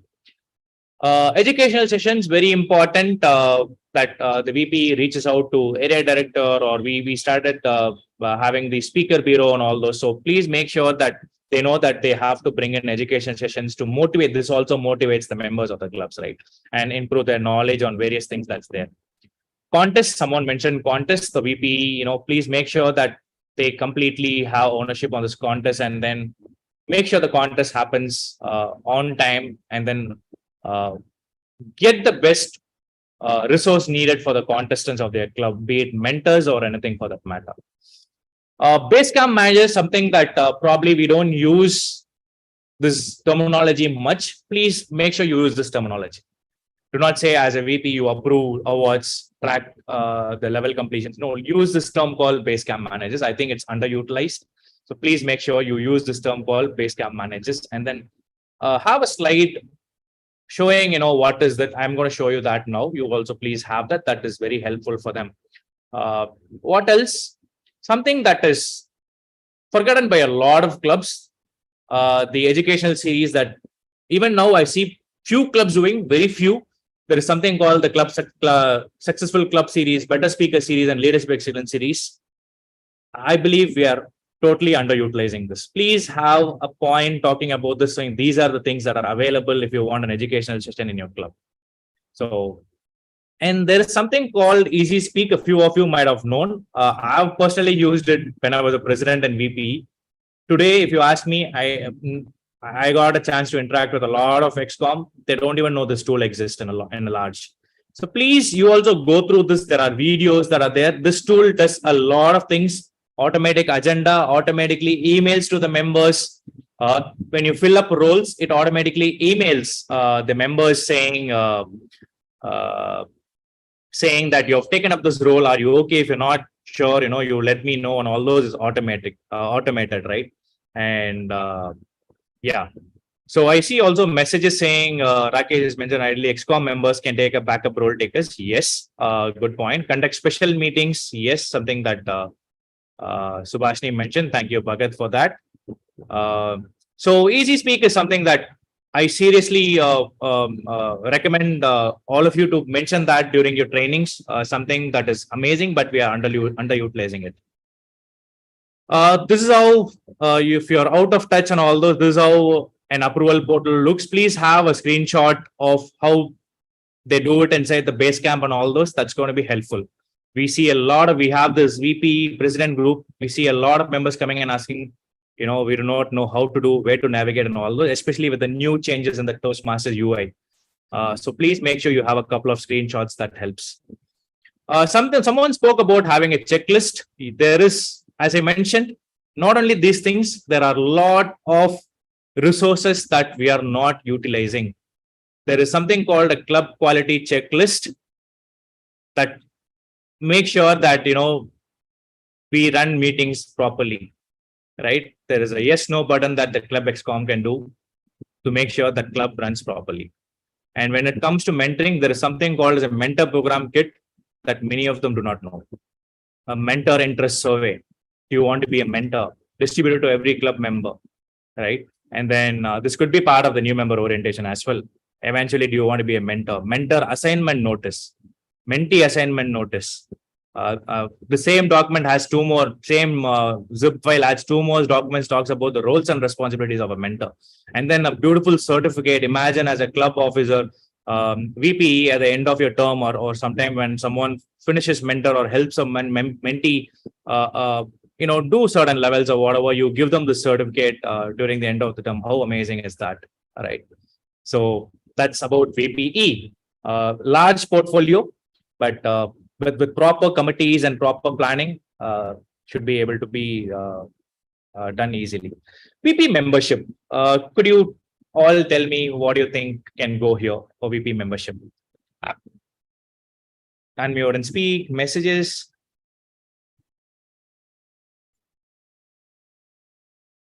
They can make or break a new member.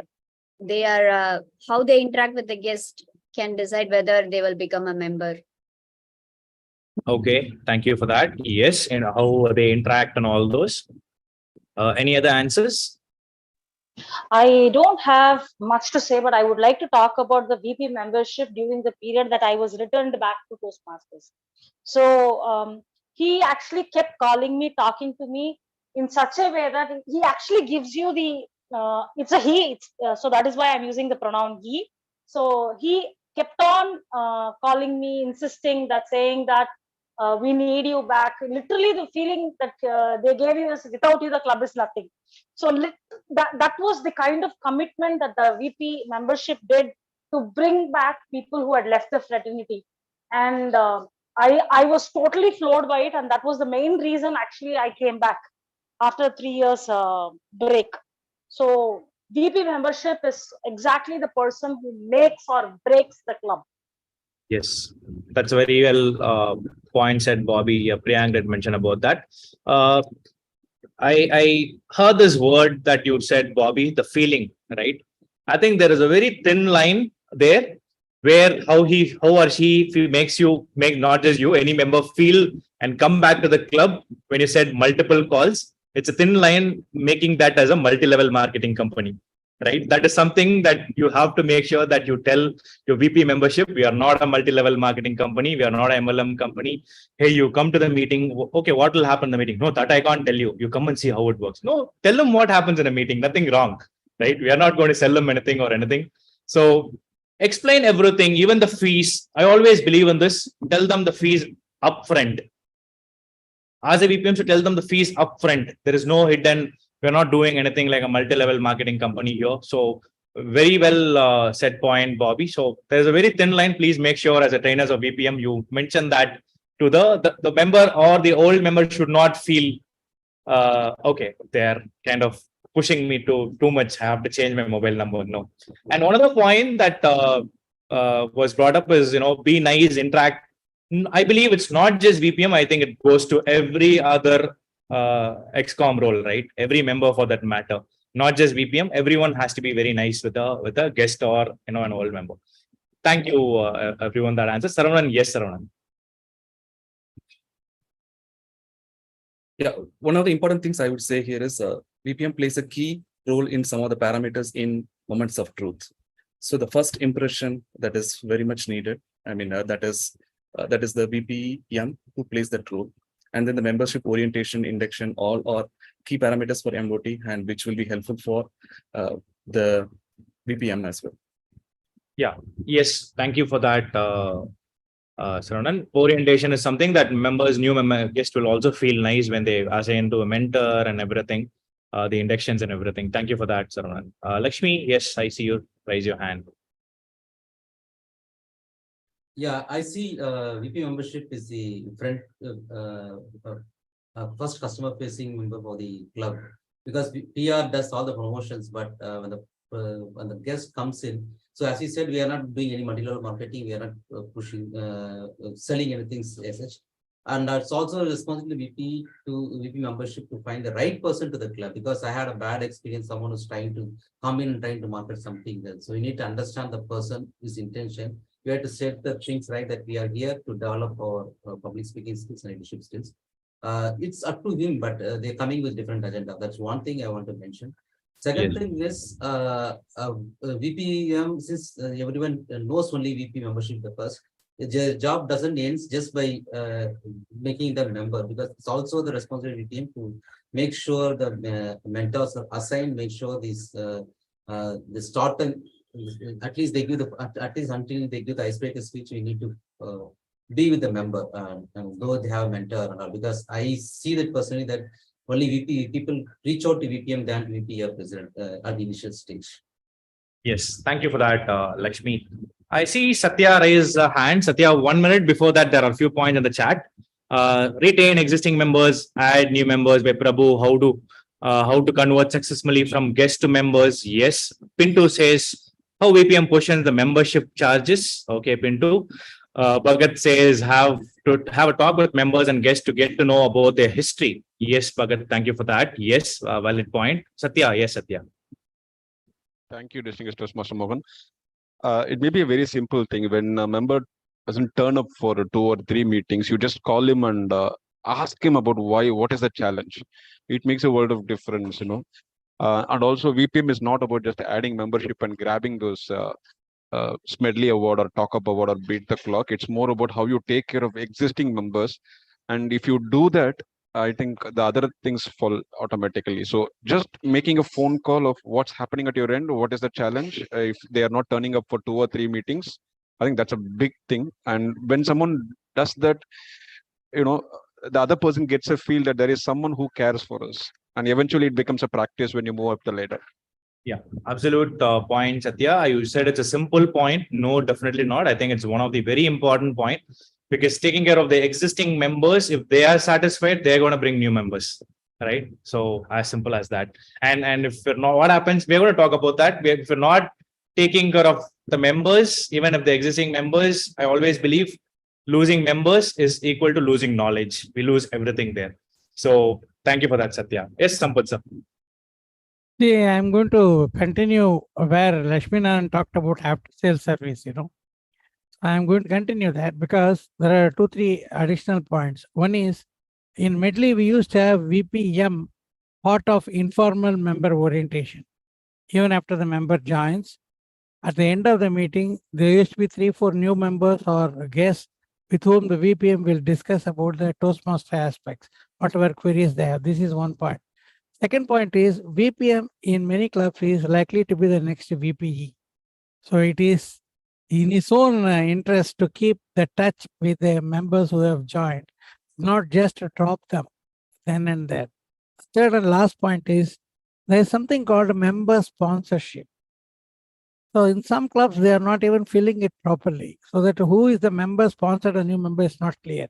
But in other clubs, the VPM puts everybody on his name, even though somebody else might have brought in the new member. This has to be done meticulously. Thank you very much. Thank you very much, sir. Very important points covered.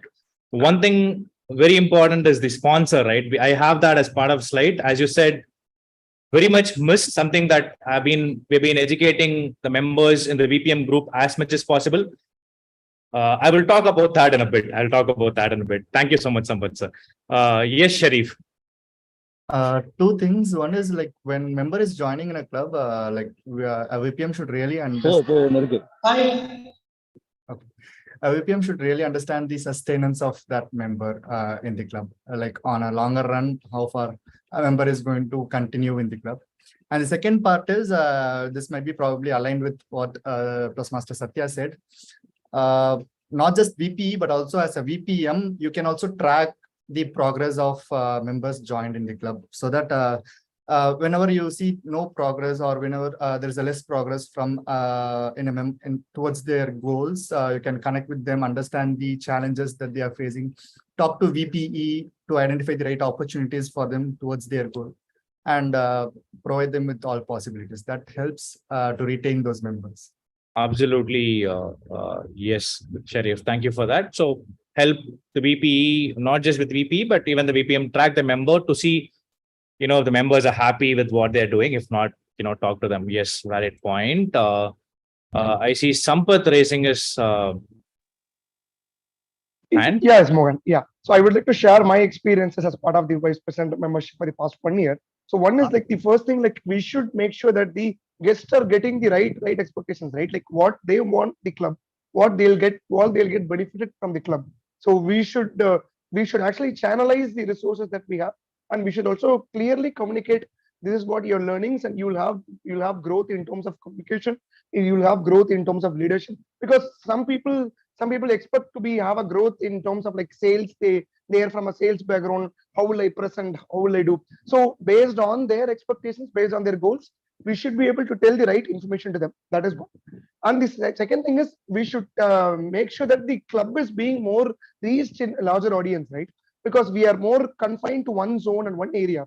So if we publicize and if we make sure that the club is reaching larger audience and larger space, then we are definitely it'll be a greater reach for all the guests to attend the meetings, and frequently have a lot of educational fun and also like open mic meetings that we spoke about earlier. So all these areas, in addition, we should just set the goals clearly in terms of membership. How many members that we want to bring in a month, in a quarter, or in 6 months? What should be our target? What we should do? What are all the planning strategies that we can implement to make sure that we can achieve those targets set? It is very similar to the sales, as you said, but it is like more into a learning curve that we'll have in the process as well.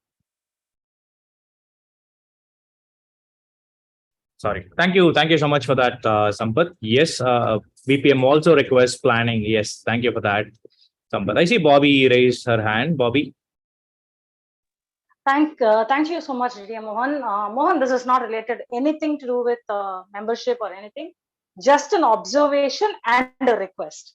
The observation is a lot of us are using pronouns such as he or she instead of gender neutral terms.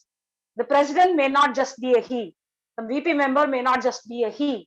It could be a she as well. So let's use gender neutral pronouns like they and them, so that even females like me are feeling inclusive. So thank you so much. Thank you, Bobby. Thank you. Point taken. Yes. Roshni, I see you raise your hand.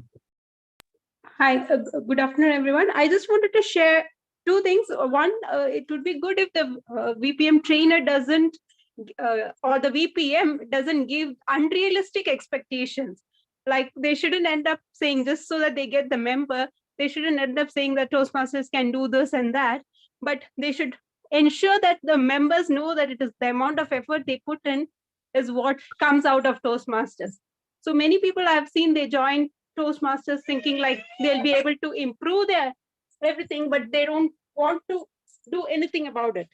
So that how Toastmasters work and the realistic expectations of Toastmasters should be conveyed by the VPM. Okay. I think that's a good point, Roshni.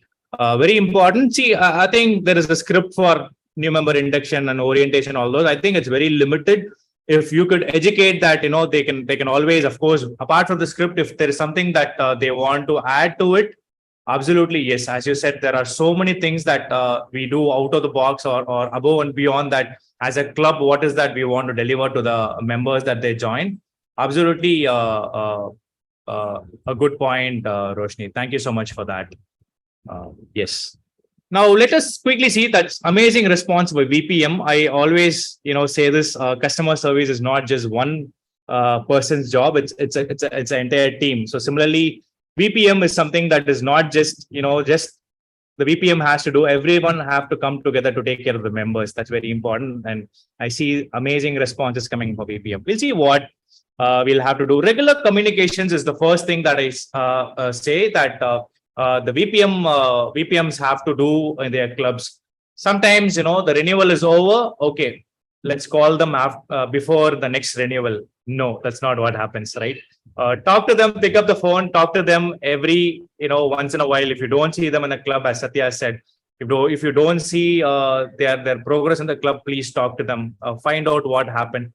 Because they are important to us. Right? Make them feel important that they belong to our club, and without them, we are not, full as a club. So please make sure that regular communications of everything is being done by the VPM. Yes, as I said, not just during renewals. Guest follow-up, very important. I'm sure all of the clubs will have a guest group.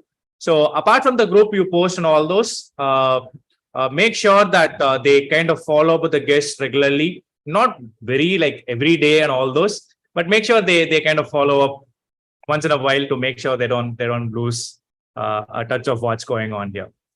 Membership campaigns is very important for VPM. A lot of membership campaigns, separate session. We will have some TLA events on this. Campaigns for clubs, campaigns for individuals. That's something that Sampath sir brought. We'll see that in the next slide. The VPMs have to plan some things, not just during the renewal season. If the clubs needs membership strength, they have to do it then.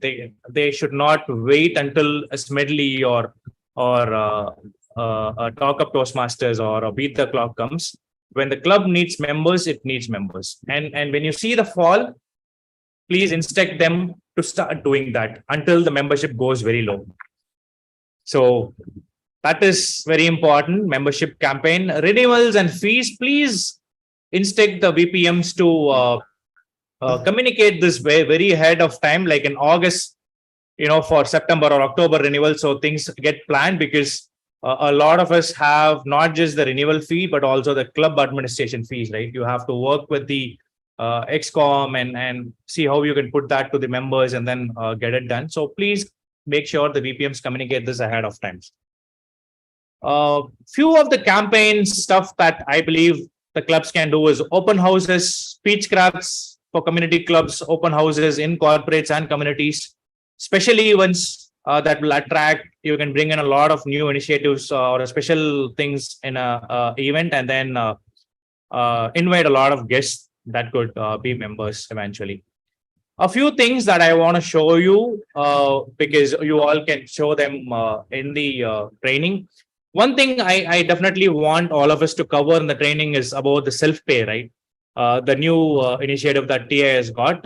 We no longer have to go to the treasurer or the VPM. Some clubs, all the XCOMs pay. But TA has got this, but this cannot be just like that enabled. Of course, it needs to go through a business meeting to say, okay, are we okay to enable self-pay, which means every single member can pay their dues, which is a good thing as well as a bad thing, right? Everything has pros and cons. Happened in my own club. We all have corporate cards. We just pay with it. The VPM used to pay this. But what happened, we thought we'll just give it a try and then we'll try using that. A member said, I will pay. But until the last moment, he did not pay. We didn't know until the last moment. So there is always pros and cons. But make sure you read about this a bit and then make sure the VPMs know that this option is available. I know TA sent a communication, but it's always good to kind of let them know about this. A few screenshots that I want to make sure that you take it to the VPMs. How do they add this thing here? I have at least helped 100 people. 100 people. I'm not exaggerating. Saying that, okay, I did input the information. It did not work. This works 100%. We always say this, customer is always right. So as a VPM, a member will come and say, no, I used my second name as my full name, my father's name. And then eventually you will do something and you will find out it will only be G, Mohana Krishnan G. And then you go back to them saying, I didn't know I did that. You would have asked also, make sure the VPM asks all these questions, saying all the options that they can put in there.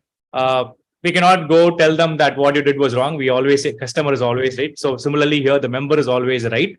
A challenge that, not a challenge that I face, a lot of members face, but we were able to fix that by doing the correct thing. Something that Sampath sir brought up, the individual sponsor. Please make sure the VPMs fill this. What happens if they don't fill? Nothing. But if they fill, members who add 5 members, 10 members, 15 members, not just the district recognition, but they get a beautiful pin from Toastmasters International when they add 5 members and 10 members and even 15 members.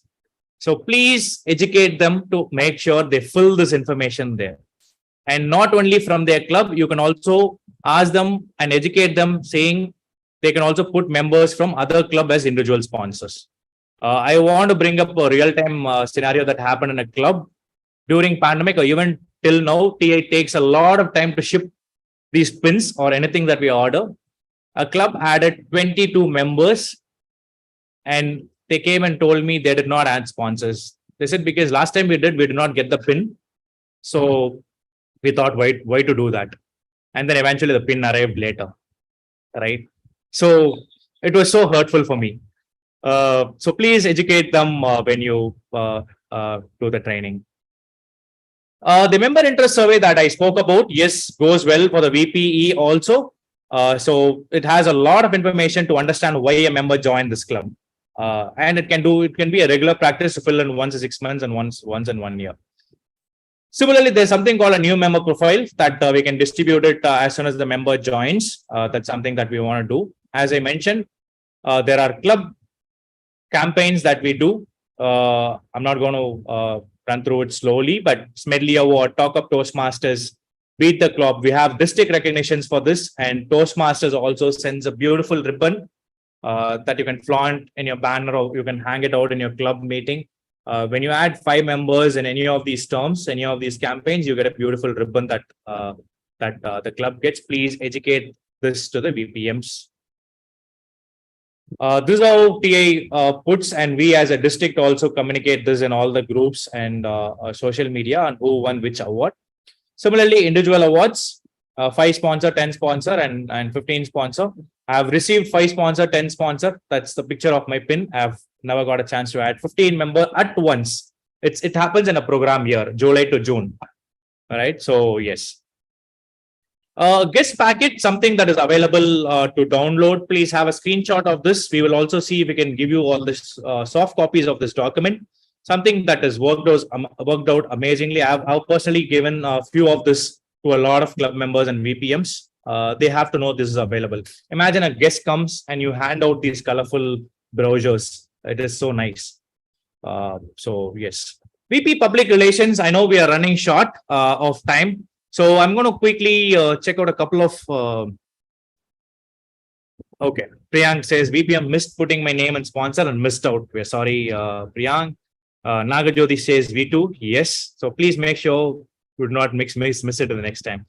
VP Public Relations, I'll quickly run through. Know your tools is something that you have to educate. Let them know all the tools that are available. Canva is something very familiar now. Majority of our members are using. Until like a few years ago, I didn't know the PowerPoint can make beautiful presentations. So that is one. Adobe tools, Photoshop, Adobe Illustrator, a lot of tools are there. And social media has got amazing tools that you can publicize the promotions, right? So make sure they know about all these tools. Know your audience, something very important, especially for community clubs, even for corporate sometimes. So community club, let's say you do a social media marketing and your club is in Annanagar. There is no point doing it for entire Chennai. You could probably target Annanagar. So know your audience of who you're targeting, because someone who's coming from Purnamali might come for 1 or 2 meetings and probably drop out. So think about all those, educate them about knowing their audience and who they're targeting. Publicize, very important. What all to publicize is something they have to know. Member achievement, guest achievement, club achievements. We all do that. Our clubs do it amazingly. It's always good to kind of reiterate telling them all these options. Templates is something that will make the easy work easy. At least the VPPR come up with a template for their club. I'm not a big fan of that because sometimes I feel, but if that person creates the templates, yes, because I always believe giving template to someone kills the creativity of them. So templates is but templates saves a lot of work for the VPPR. Advance notice of all these promotions is very important. That is something that they have to make sure that happens. There are websites, free website apps that are there. EasySpeak is one we spoke about. Free Toast Host is something. These have very good SEO. When people post something in Google, this brings your site up. Is something that you have to educate them. Free Toast Host and EasySpeak is amazing tools for promotion. Everything goes there about their meetings. One other thing that I noticed is Linktree. I've seen this club called Dynamic Leaders have this Linktree. I'm sure other clubs do, but regularly I see Dynamic Leaders having their YouTube channel, their agendas, everything on that Linktree. One amazing tool that is. So that is about Vice President Public Relations. Probably a couple of thoughts that if you think there is something missed here, any couple of answers with limited time about VPPR.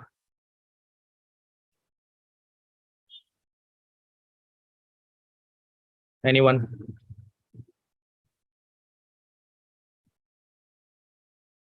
Okay, Ashwati raising her hand.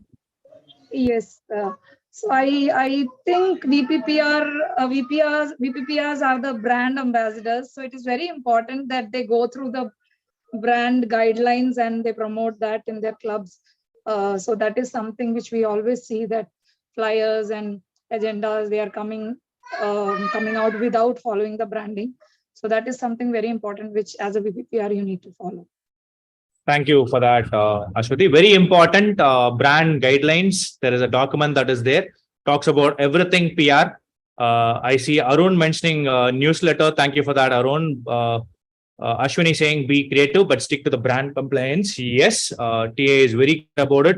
Just want to note something that you have to mention to the VPPRs. Sometimes our members think if you're not compliant with the colors, we will not put the TA logo. TA is actually not okay with that. We have district level PR events that happens. TA is not okay with this. If you put all different colors and you don't put TA logo, that does not make it right, is what TA says. So that is something that you might have to communicate. Yes, Ranan, one last thing that I'll take. Yeah. Sure, Mohan. The first thing I ask the guest normally is, how do you come to know about this club?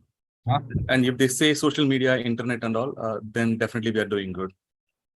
Okay, super. So understand how they came to know about the club is very good. So you can probably concentrate more on that medium of promotion than anything else, if that lets you spend money on there or save money there. Good points, Rana. Thank you so much for that. So that is VPPR. We'll quickly go to treasurer. Something that very important is at the beginning of the term, we'll let them decide the dates as soon as possible. Freeze the budget of the club for the term. Decide on the renewal fee, not the Toastmasters international fee, but the administration fee and all those. So and have a bank account. If you're not aware, that is something that you can communicate. We have a tie-up with Federal Bank, but there have been recent changes in the government policies and RBI instruction that is making life a little difficult for the treasurer. Is something that we've been going through. We have raised it. As you know, it's a very big body as Toastmasters, and there are governments involved here. That's something that we will probably hear soon from them. But yeah, Federal Bank and Toastmasters has a tie-up, so you can probably let them know about that. Report finance accounts. There is actually something called audit that we do also. It'll be great if you can educate that the clubs can do audits, have audit committees. TA has a document on that. They even say do a monthly audit, not just annual audits, quarterly audits, but even monthly audits, right? So that's something that I thought that is very important, and treasurer that we can probably educate the clubs on that. TA officially doesn't speak about the bank accounts and all those. We'll quickly go to secretary. Minutes of the meetings, very important. We heard a lot of them saying, burnout, tired. I will take. Ishwaran said, I will help you take the minutes of the meeting if you're bored or tired. Yes. Delegation if you're not available, not able to do. Be creative. You heard Gayatri mentioning video way of doing MOM, a lot of different ways, right? Memes or anything that will interest the audience. Update club officer list is something that is very important. We see a lot of clubs coming late in the time and saying we lost access, club central access, because they didn't update club officer list. So please make sure that you educate that. Update bylaws if required. MOM, it's so difficult for me to type or write it down in a paper. Technology is here. Speech recognition technology. Okay, Mohan, I'm not a tech savvy person. No, you don't have to be. You can use Google Docs as simple as possible. I just opened Google Docs and hit on something called voice typing, and that recorded everything Gayatri spoke. Just Google Docs, right? Gayatri, I did not record everything, just these few points, but and I will delete that. But yeah, so I'm just saying this is going to make your life easy, right? And it has probably the Indian accent and everything. There's going to be mistakes here and there, but imagine it pretty much covers everything that the person speaks or the secretary speaks, and then probably later convert that into a proper document. So there are technologies to use and make lives easy without burnout. SA, The SA, please educate them that they are the tone and they will be kind of the main thing that meeting happens. We're the first one to go on stage and set that tone. Very important. Engage member and guest. Not necessarily the VPM has to talk to the members first. SA is going to be the first. SAS cannot go tell them, okay, you go sit there. VPM will come and talk to you. No, that's not what they can do. Maintain inventory. Yes. Innovative introductions. We spoke about this. Is there something from TA that is there? Yes. TA has this document called How I Would Like to Be Introduced. So, of course, there are so many other ways we can do. There are few things that are officially there, right? So that is the thing. IPP, the transition, we spoke about that in the beginning. When the term ends, the IPP, please let them know that they cannot just vanish. So be there for the club and then help them transition and take that positive progress of the club, very important in everything that they do, and guide them and support them. Be there as a reliable backup for the currently serving ExCom. Advise upon request. It's okay to tell them if something goes wrong, saying, hey, buddy, I think this could be something like that, but not go there and stand there every time saying, hey, president no, not required. But be there when the advice is requested. So that's very important. Recommendations only. You don't force them as an IPP is something that we have to educate. The June leader letter just came out a few days back, and there's this document that talks about newsletter article that talks about you got this transition, something that you could give it to the IPP as well. I see a lot of chat windows, chats coming here. Okay, that's feedback. Okay, so yes, super. Nothing about this. So what else to keep in mind? In-person training, it's an amazing experience after we've been doing it for last 2 terms, but still, if you're going to do that for the first time, it's an amazing experience. Enjoy and do that, right? Train what you performed is something that we've been telling is if you've not taken any role, let's leave that, right? If you've taken VPM, please take up VP membership training. We always build. That's where, we spoke about telling that stories that we went through or we have. That's when that works. We always have this one trainer, one session. We want to build as many new trainers as possible, and we want you to inspire a lot of members sitting on the crowd during OTPs to come up as trainer in a year or 2. That's very important. One thing that I've seen as an attendee or a trainee, depending on the trainer, from which club they are, it has been based on which club they are from. So make sure you try to cover or give examples for community clubs, for corporate clubs, and for college clubs. That's very important. Mentor new trainers. If you have someone that want to see what you're doing, please make sure they come with you, sit there, even if they are not part of the training, that trainee group. You can ask them to come join and then see what you are doing as a trainer. There are a lot of inbuilt tools. I always say we are underutilizing a lot of tools that TA has. You saw a lot of surveys and a lot of documents that I shared now. There are plenty more. We will see a few more. Something that will not help us is not being burnout. Please educate all the ExCom officers. Do not burn out. Apart from the tools that we have, Excel could do a lot of wonders. Automating agenda, calendars, awards, everything can be tracked just with Excel. No need any big technology, right? So please ask them to try something like that. If your club has something best practice, please share with them. End of the meeting, please make sure they're all a proud ExCom. They walk out, any ExCom for that matter, right? They walk out with a BGM in their head saying, I'm going to serve as a SA of this term.